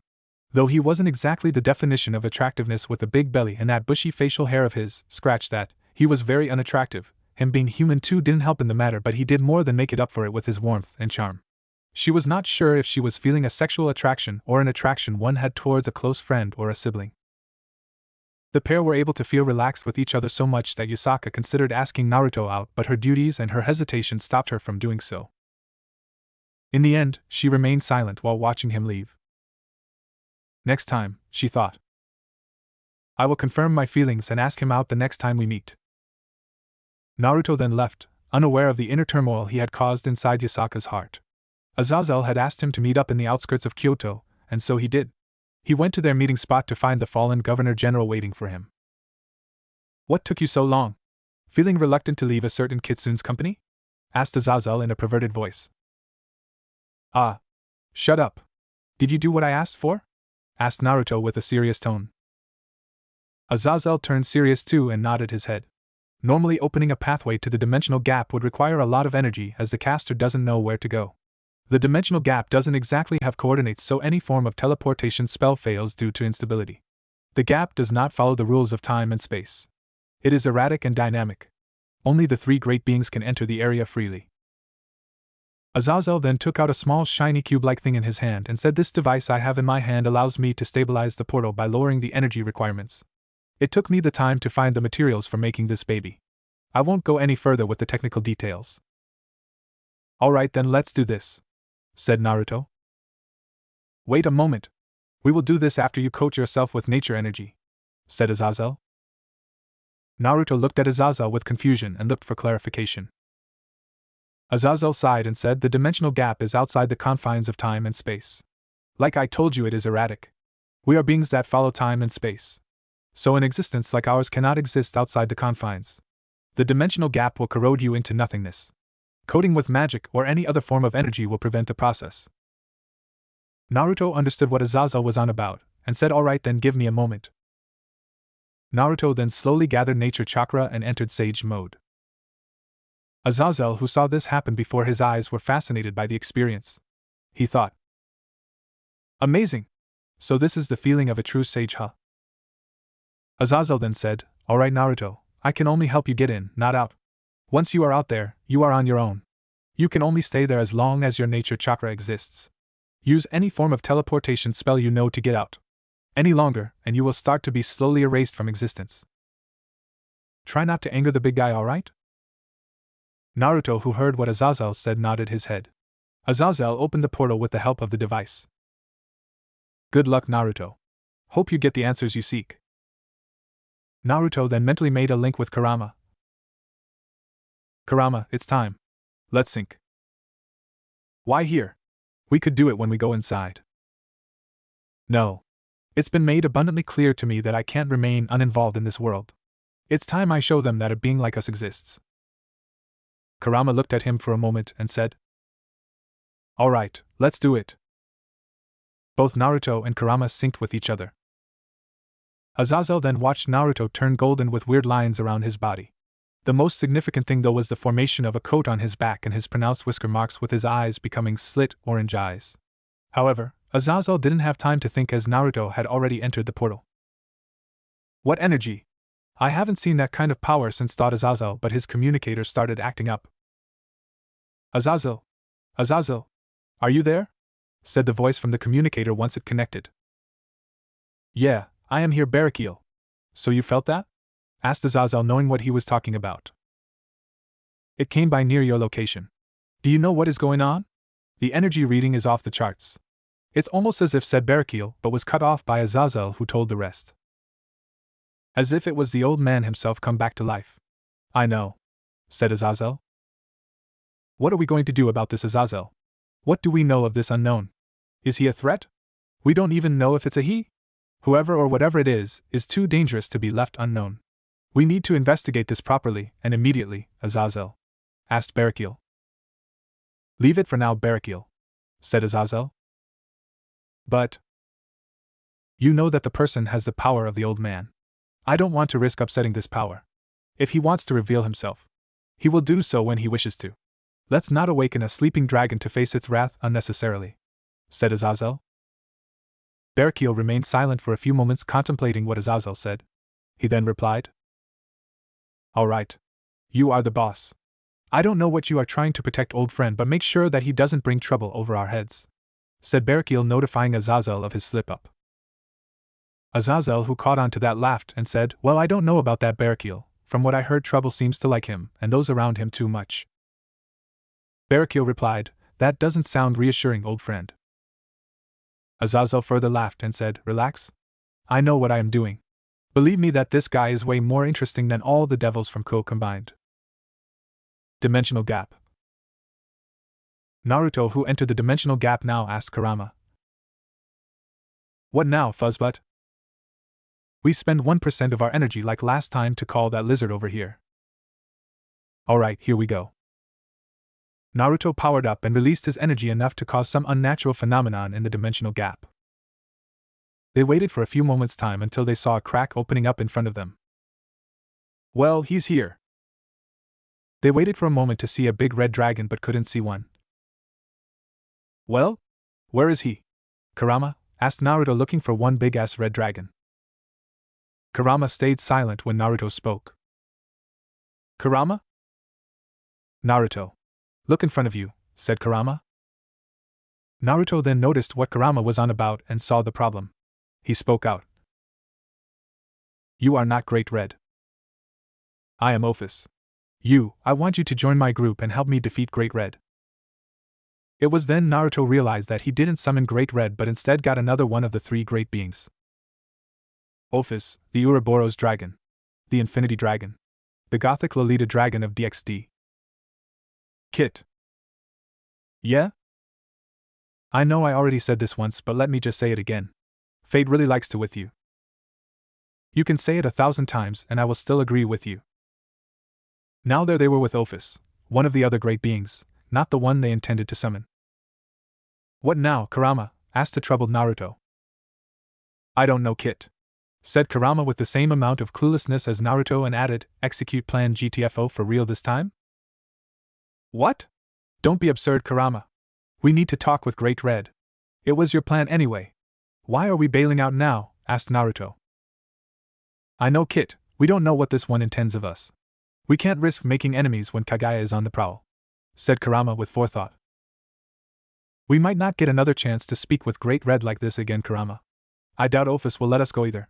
She seems to have a plan for us, said our trusty blonde. While Naruto and Kurama were having their internal debate on what to do, Ophis made her presence known and said, You will help me fight Great Red and regain my home once again. Your home? Asked Naruto. Ophis nodded and said, The dimensional gap is my home. I want to regain my eternal silence here, but Great Red stands in my way. He needs to be killed. So you will help me along with the others in my group. Naruto, who heard this, looked at Kurama. Both eyed each other and said at the same time, "Yep, she's crazy. Yep, she's crazy." There was a few moments of silence. Naruto looked at Office with a scrutinizing eye and then made his decision and said, "Yeah, that's not happening, Office. I have my own problems and I require some assistance from Great Red on it," said Naruto. "What help do you require?" "I will help you and you will help me," said Office, not backing off. She didn't exactly know how strong Naruto was, but she definitely knew that he will be able to help her defeat Great Red all by himself. She might not even need the others in her little band. "Kurama?" asked Naruto. Kurama shook his head and said, "She may be the Dragon of Infinity, but our matter is not worth enough to fight against Great Red for her." Naruto sighed and shook his head. He said, "Look, I am sorry, Office, but you have to find someone else to fight for you. I am not interested in fighting Great Red. So please leave me alone." Office looked at Naruto for a moment and judged her next move. She said, "You will not help me when I ask you politely, therefore I must convince you in a different way." She immediately attacked Naruto with one of her spells. Naruto dodged and moved away from Office. Kurama said to him, irritated, "Smooth-talking dumbass. Now you have done it. I specifically told you not to make any more enemies than we might already have. How can I be blamed for this mess?" "You heard her. She is practically deadest on us helping her out," asked Naruto in an equally irritated tone. "This is not the time for arguing, Kit. Look up front when you are battling," said Kurama. Naruto noticed the spell coming his way and dodged it. Office then lunged forward towards her and threw some snakes from her hand. "Fuck snakes. Why does it have to be snakes every fucking time?" "Focus, Kit. She is charging up for a big one," said Kurama. Naruto then noticed that Office was charging her magic for a big spell, thus he prepared to counter the technique with his own. "Alright. Time for a tailed beast bomb," said Naruto, preparing a gigantic tailed beast ball that was ready to be fired. Office fired her spell at Naruto, which looked like a purple wave. Naruto fired the tailed beast bomb at the wave, and the resulting explosion threw both Office and Naruto off by a few hundred meters. This didn't stop either of them, as they both continually fired off big destructive magic and chakra techniques. The result was a draw. Naruto was not exhausted, but the flurry of chakra techniques did cause him to lose a little in his reserves. How is she able to continually fire that much magic? She doesn't even look like she broke a sweat. Her magic reserves shouldn't be that big, thought Naruto. Kurama sighed and said, "It's not the magic reserves, it's the place we are in. Look at her closely, Naruto." Naruto did that and noticed what Kurama was talking about. He asked, "Is she drawing energy from this place?" Kurama explained, "This is her home turf, Naruto. We cannot beat her here. Anywhere else it might be easy, but this place helps her regain the lost energy, as it is closely bonded to her." Damn it. At that moment, though, Naruto felt another energy besides them. "Is that?" asked Naruto. "Damn red lizard shows up at the worst time possible," said Kurama. "He's here," said Office, showing the slightest amount of negative emotions. A crack opened up beside them, and out came a terrifyingly large red dragon with 2 pairs of wings. He might not be opening his mouth to speak, but all of them were able to clearly hear what he thought. "Oi, you bastards! Which one had the fucking nerve to interrupt my super awesome, amazingly beautiful, and extravagant stunt? Huh! Tell me, oh, it's you, Office," said Great Red. He had a deep guttural voice that sounded like a male. "Don't call me casually, Bakared. Give me back my home," said Office. "Nope. I love this place as much as you do. I still want to do my stunts here. If you want solitude so much, find someplace else," said Great Red. "I will get this place back from you someday," said Office. "Bah, try and get it from if you can," cried Baby Office, said Great Red. He then looked at Naruto and Kurama and added, "Why the fuck are you guys here? We had an agreement to never face each other again, didn't we, Naruto Uzumaki?" "We have a problem, Red, and we need your help with that," said Naruto. "My help? You can kiss my ass and say goodbye. I am not helping you in any way," said Great Red and added, "In fact, I have a score to settle with you for interrupting my stunt a second time. Office. You are also not getting away easily this time. So let's fight." "Great. Now what?" said Naruto. "Now we fight," said Kurama and further added with a grin, "It has been a while since we had a good old-fashioned spar, didn't we?" "So we go all out?" asked Naruto with a grin. We kick their asses. Fuck sparing energy, said Kurama, ready to go all out. Naruto then released all of his and Kurama's power. He was able to retain the size of a fully grown nine-tailed fox, coming up to half the size of Great Red. If it's a fight you want, it's a fight you get, said Naruto. I don't want to fight in this battle, but since you are not going to allow me to go outside without one, said Ophis, but she was no longer holding back.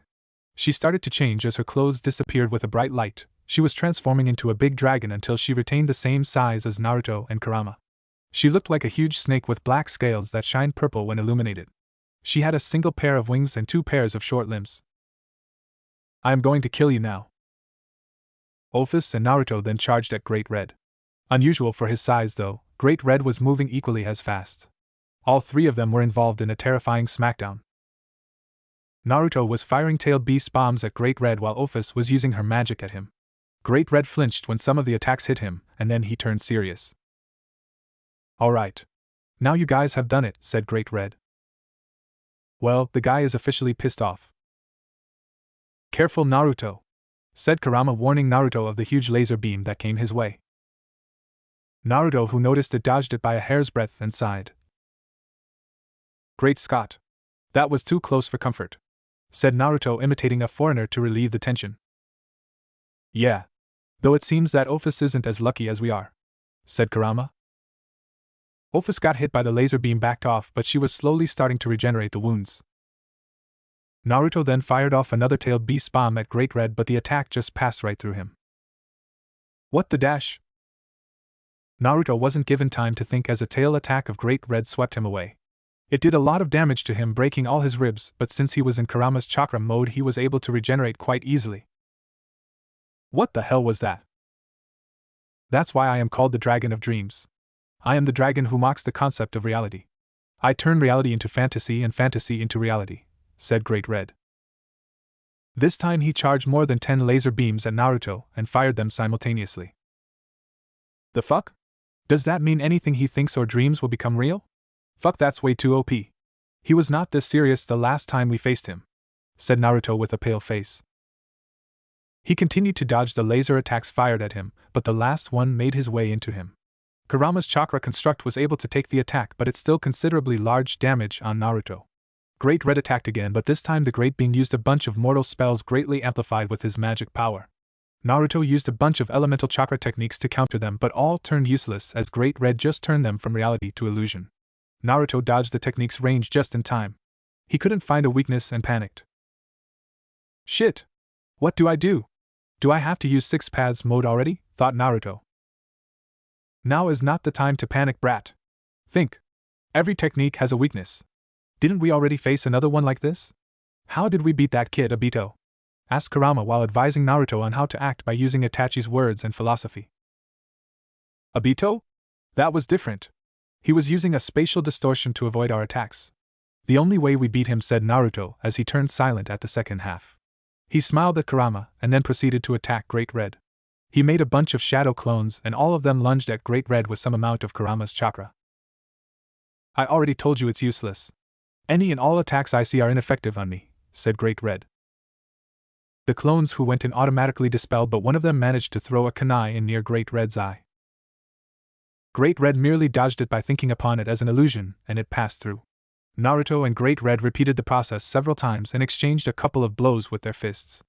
Naruto was now slightly exhausted as he used up 20% of his reserves.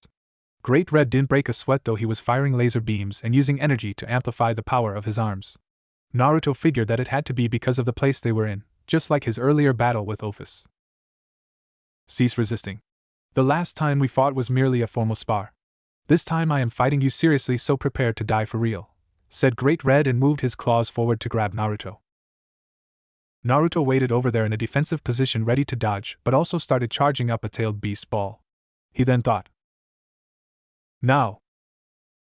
He then fired a tailed beast bomb at Great Red, who did the same thing with the attack again. However, when he thought that he dodged the attack, he felt the blow on many spaces near his torso and neck. What the? Thought Great Red. It was then he noticed that there were 6 great purple balls fired from 6 different Narutos at different locations from behind. The problem with your technique is that you need to see the attacks coming at you for you to judge it to be an illusion. Your manipulation of fantasy and reality can be for a short duration as it's only applicable on inanimate objects," said Naruto. Great Red, who took major damage from the attacks, looked at him and laughed. He then said, "Ha ha ha, you got me good this time, Naruto Uzumaki. You have my respect. However, you are wrong on one part. It's not only inanimate objects, but I can manipulate the reality of living objects too," said Great Red, phasing an ophis through him who came to slash her claws at him and roared. Naruto, who saw the incoming ophis, dodged her, grabbed her by the neck, and threw her away. "However, you are the only one person in this world whom I cannot control, as you were never born from this universe naturally. The way you came here was breaking the laws of fantasy and reality, so I cannot do anything with you. My control goes as far as the laws holds good." However, for Ophis, said Great Red, and this time took damage from Ophis's surprise giant laser attack that cut through one of his wings. "Af," said Great Red, and attacked at Ophis. Ophis dodged his attack and gave a beam of her own. She saw that her attack was phased and that she was right in the middle of being clawed by Great Red. She blocked her front with her hands and wings, preparing to block the attack, and prepared some shielding spells just in case. However, the attack never came. Instead, Naruto was in front of her, holding back Great Red by his wings. "Why did you help me?" asked Ophis. "Because this battle is unnecessary," said Naruto. "What are you talking about, Naruto Uzumaki? I haven't had this much fun in eons. We are going to continue this battle to the end," said Great Red with a battle frenzy tone while getting away from Naruto's grip. Why does he crave battle so much now? He was very docile and only wanted to do his stunts in peace in the beginning. What made him change, thought Naruto. Kurama answered him. Dragons are beings of great power. The tailed beasts may be different, but beings of power always yearn for a good battle, just like me and my siblings. Is that right? Speaking of which, the others are napping pretty soundly if they cannot hear the mayhem outside, said Naruto through their mental link. We are here, Naruto, and we have been awake for quite a while, said a now active Matatabi. Ah, Matatabi. If you guys were awake, then why didn't you guys say so? I could have used your help here, said Naruto. We were just not bothered with it. You seemed like you could have handled it yourself. Besides, you were not going all out, said Son Goku. Well, you have a point, said Naruto, but now he saw that it must come to an end. Seems I have to put a stop to this, said Naruto. He then released his Kurama Chakra Sage mode and came back to his basic Sage mode. He accessed the 6 pads mode. He once again his blazing golden coat with 9 Magatamas on his back. His whisker marks were pronounced once again, and weird marks encircled his body. However, this time he manifested 6 black balls that levitated around his back and had 2 black rods in his hand. It was at this moment that both great beings felt confused. They saw that he had turned smaller and began to assume that he turned into a weaker form. They didn't feel any power coming off of him. Great Red turned annoyed at this and shouted at Naruto. What are you doing, Naruto Uzumaki? Bring back your earlier form. I want to have a good fight now that I am fired up, said Great Red.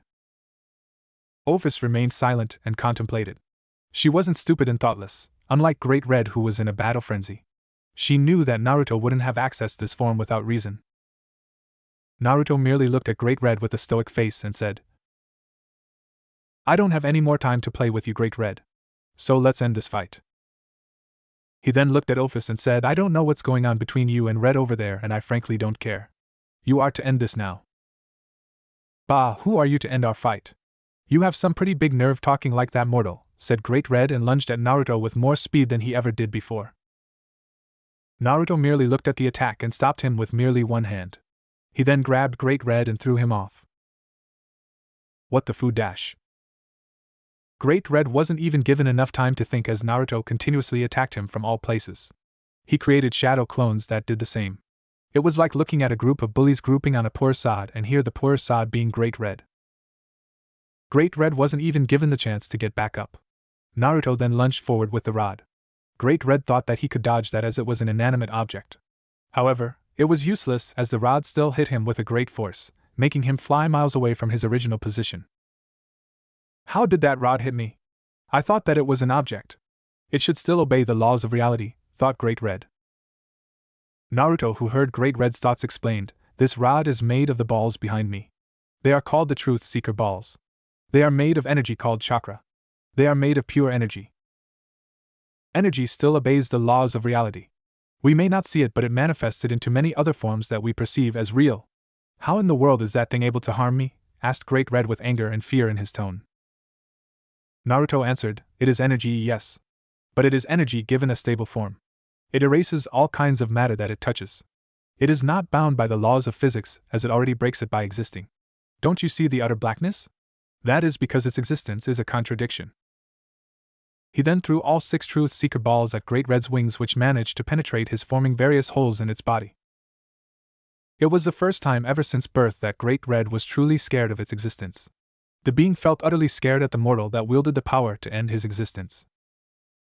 Naruto stoically looked at Great Red and asked, now that you have finally witnessed my power, do you still want to fight? I have already proven that I could kill you right here and now. It seems like a waste of time, doesn't it? Great Red could just nod dumbly at what Naruto said. He thought to himself, fuck being brave. I don't want to die just because I pissed off a guy for a petty reason. Naruto then looked at Ophis and said, I have neither problems with you nor do I have any business with you, Ophis. So let's just stop fighting, shall we? Ophis could just dumbly nod her head just like Great Red. Alright then. Let's wrap this up, shall we?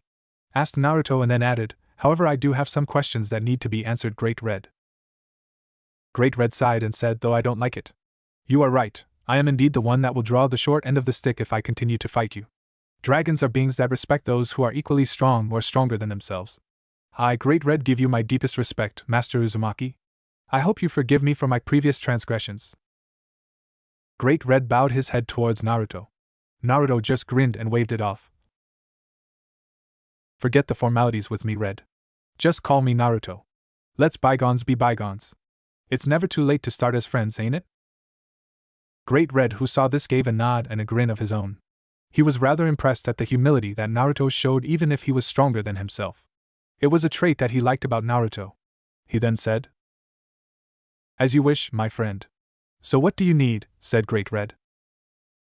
Well, you see, I have a problem. A troublesome woman from my world has somehow made it over here. The last time I checked, I sealed her in another dimension with no way in or out. Though somehow she was able to break it. My friend who is inside of me, Kurama, had a suspicion and wanted to check with you.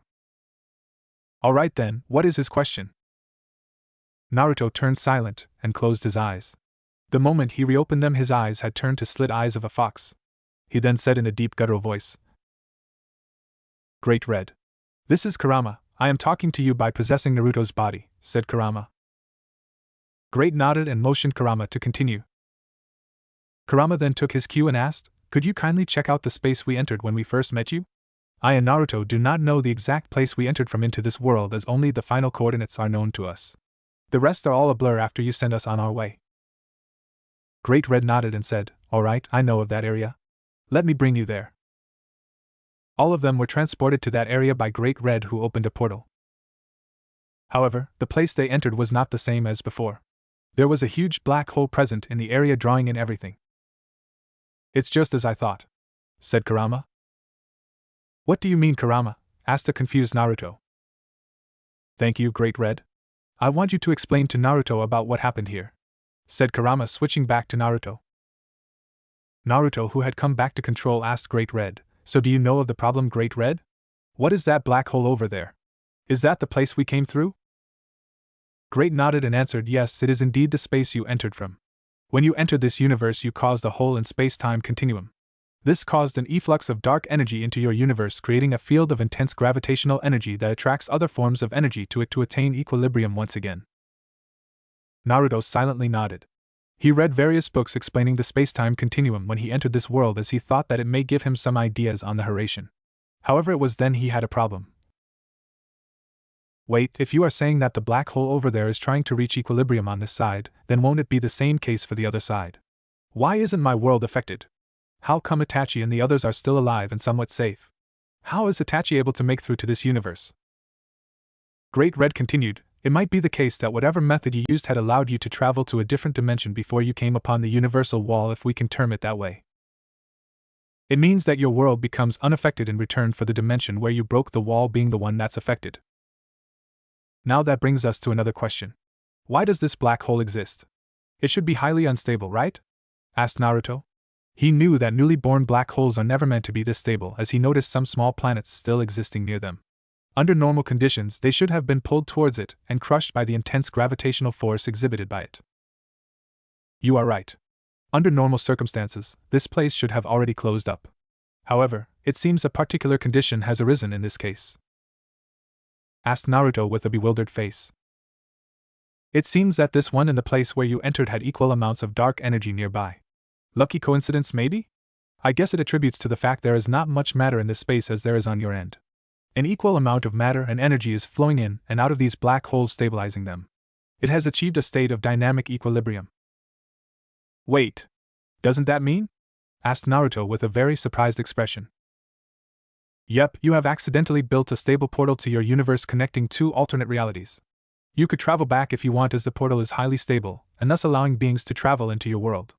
However, that is only possible when you reduce the amount of power you have to 1% to travel into it without destabilizing the portal.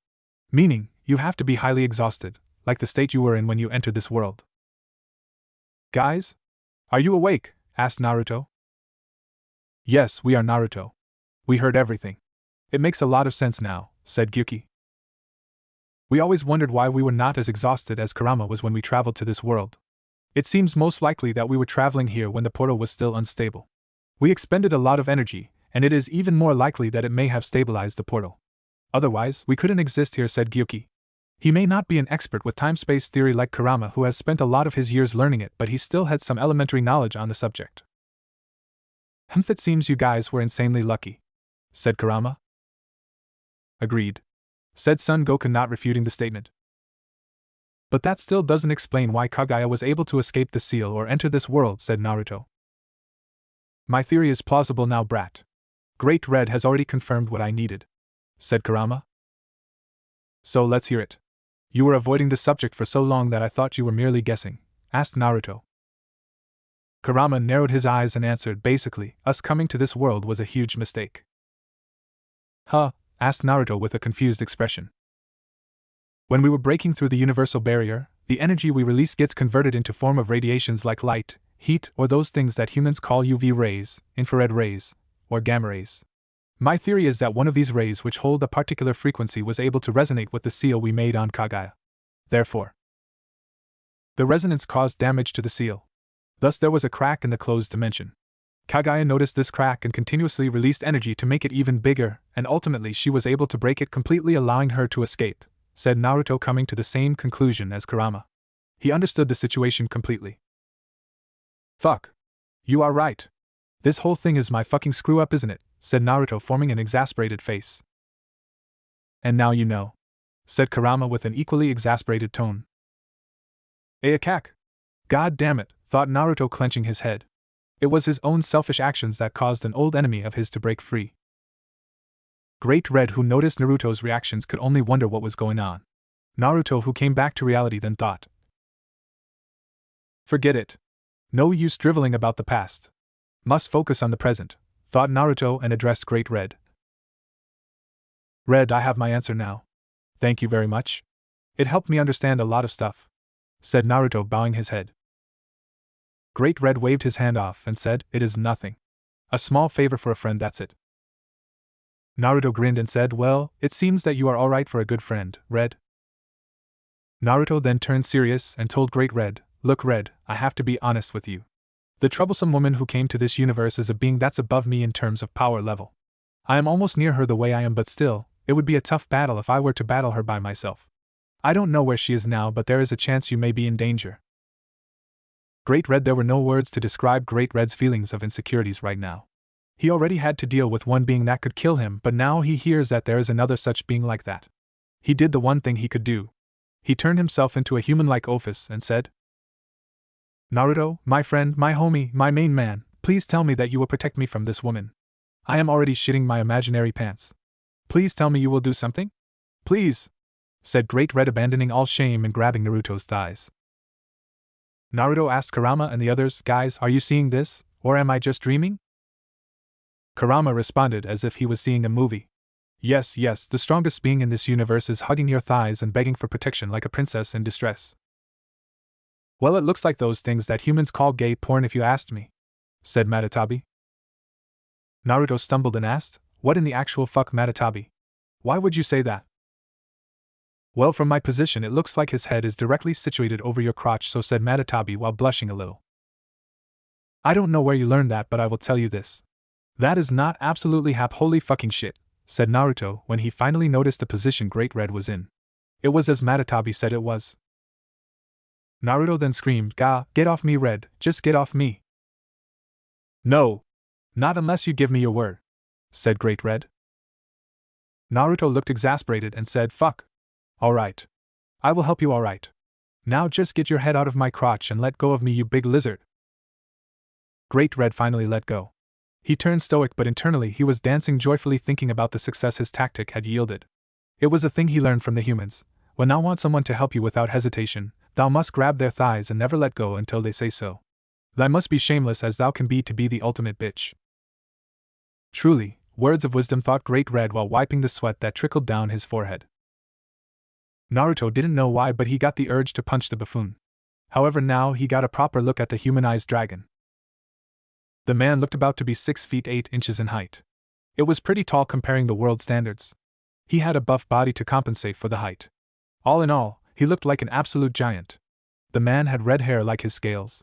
He had a chiseled face that was tan but not too much. He could be mistaken for a gremlin if it weren't for the fact that he had slit crimson eyes and purple pupils. He was wearing a traditional purple European shirt and pants along with a red tailcoat over him. He had an air of dominance around him, but it was kind of reclusive around Naruto. Naruto, who took in his appearance, said, "Well, why didn't you take this form when you were talking to me before?" Great Red said, "Well, this appearance of mine is kind of a drag. I don't like it that much as it confines my freedom of movement." Naruto then sighed and said, once again continuing where he left off, "Well then. Like I was telling you, this woman is rather troublesome, but she's more likely to be weak right now as she had to spend a lot of energy to break her prison. So I assume she's in hiding and regaining her strength."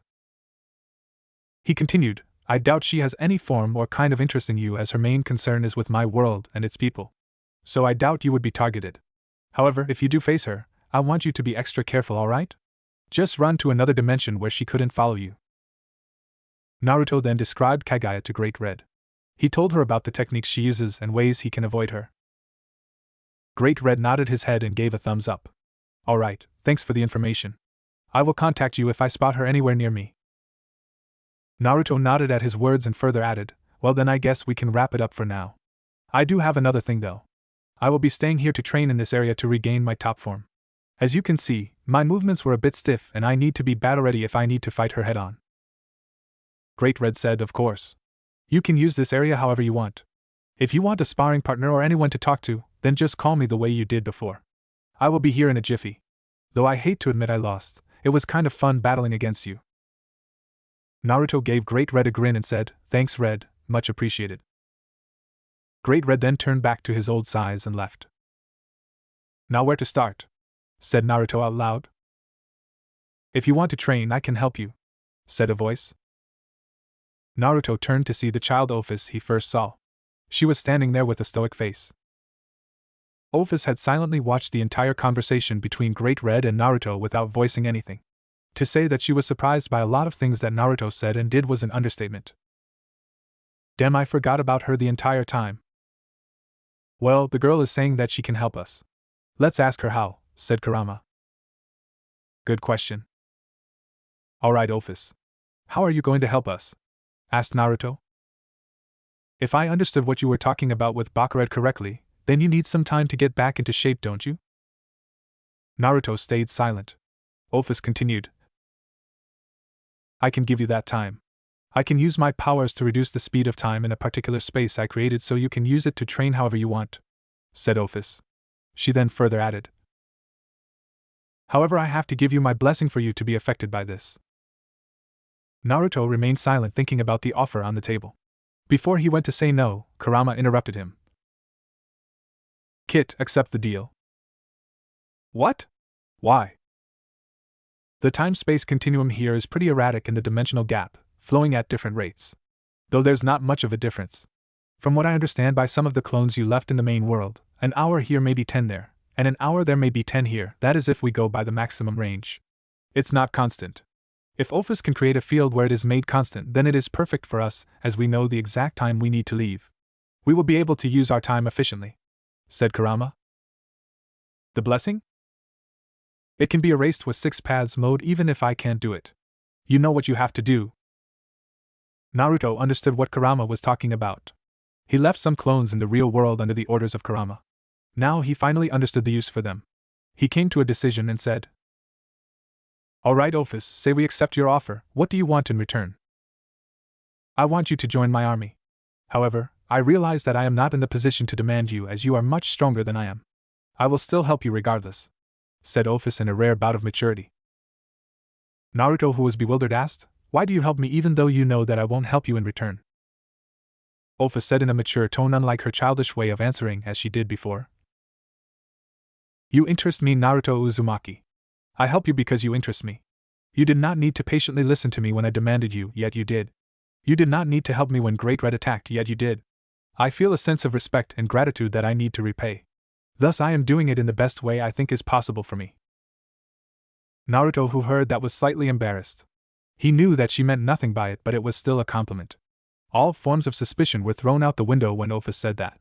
Naruto made his decision. "Alright, Ophis. I accept your offer. I won't most definitely join your army, but once my issue is dealt with, I can promise you that I will help you and Great Red come to a compromise." Ophis, who heard the promise, offered Naruto a ghost of a smile, and nodded her head. "Alright then, let's do this." Ophis then started casting her magic. Once she was done creating the field, she gave Naruto her blessing through one of her snakes. To say that Naruto was not in the tiniest bit reminded of Orochimaru's curse mark on Sasuke was a terrible mistake. Fuck. This is exactly just like that pedophile's curse mark, thought Naruto. "You still haven't forgiven that snake, have you?" asked Kurama. "Of course. I still don't like the bastard. The only reason I let him be was that he promised me that he won't harm any humans. Besides, he did help out with some problems of the village with his research," said Naruto. "I have always wondered what that snake's gender was. Is he a man or a woman?" asked Kurama. "Beats me. I asked his kid Mitsuki the same detail, but even he is not sure. All I know for sure is that he's a creepy old dude in a young body," said Naruto. "Haha, well, you have no right to complain in that regard," said Kurama. Yeah, fuck you too, asshole. Dipshit. Fuzzbutt. Sasuke's little ball boy. The fuck was that, you fur ball with daddy issues? Say that again, brat. I dare you. I said it once already, fur ball. Seems your rabbit ears are not helping with your hearing, is it? Grrrr, come here, you little shit. It's time I teach you some manners. Oh yeah? It's time I disciplined you, you disobedient fur ball. Here we go again, said Matatabi. Well, it happens all the time. I guess humans call it brotherly love, said Chomei. Yeah, that makes a lot of sense, said Gyuki. All of them entered the subdimensional space while this internal discussion/fight was going on in Naruto's mind. Naruto had returned back to reality in a few moments' time. He then saw Ophis, who looked at him. Ophis explained, the time here is much slower than the outside world. I have decided to reduce it by 8 times. This is the maximum limit this space can hold without breaking apart. So, 8 months inside would only be a month in the human world. Thank you, Ophis, said Naruto. Ophis accepted the gratitude and said, I may not have mentioned this before, but I do have another reason to help you. Naruto looked at her with a curious expression. Ophis continued, although I do want to help you out of gratitude, I also want to continue my own existence. If this lady you speak and describe of is more powerful than you, who is already more powerful than me, then I have nearly 0% chance to survive if she decides to target me. Thus I believe that you may need every help you can. She added further, I am leaving this space now. You can train here in peace. You can leave or enter this place anytime you want to do so. I have given permission for only you or myself to access this place so no one else will disturb you. Farewell, Naruto Uzumaki. Ophis then left the space without any further interaction. So she's scared, thought Naruto. She is a being that has existed in this world since the beginning. She has lived a life of facing no threats to her life. Thus it is logical for her to fear death when there exists a being that can kill her, said Kurama. Never mind her. We have our goal now. Since this space was created by Ophis, we don't need to worry about the time limit for using our energy to continuously stay here. You can release the chakra mode and train normally, said Kurama. Yeah, that's true. I am going to use this opportunity when got to its fullest potential. I already have food supplies and training material to last several years, so I don't think I am going to have any problems with this change of plans, said Naruto, and he performed the cross-hand sign. Multi-Shadow Clone Jutsu. Nearly 1,000 clones were created in an instant with Naruto's chakra. He then organized each clone into groups and had them train in one of the shinobi art forms. May it be basic chakra control, or making new seals, or mastering new elemental jutsu.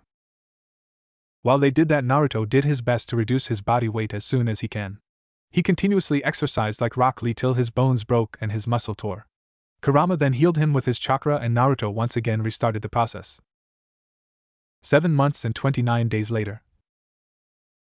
Naruto was training like crazy in the spatial field. He had finally stopped doing so when an alarm clock went off from his phone. I still don't understand how these little beauties work, said Naruto. It's better not to question some things you don't understand, Naruto, said Kurama. Well, it's the last day. So let's just relax, said Naruto, ending his training. Naruto had changed a lot. He was a lot fitter, and he finally lost all forms of fats on his body. He now had an athlete's body with compact muscles. If one sees Naruto now, then they definitely wouldn't be able to relate with him. Naruto took out a mirror from a bag. He looked at himself and said, "Fuck. Look at that beard. I look like that guy, what's his name? Obama bin Laden?"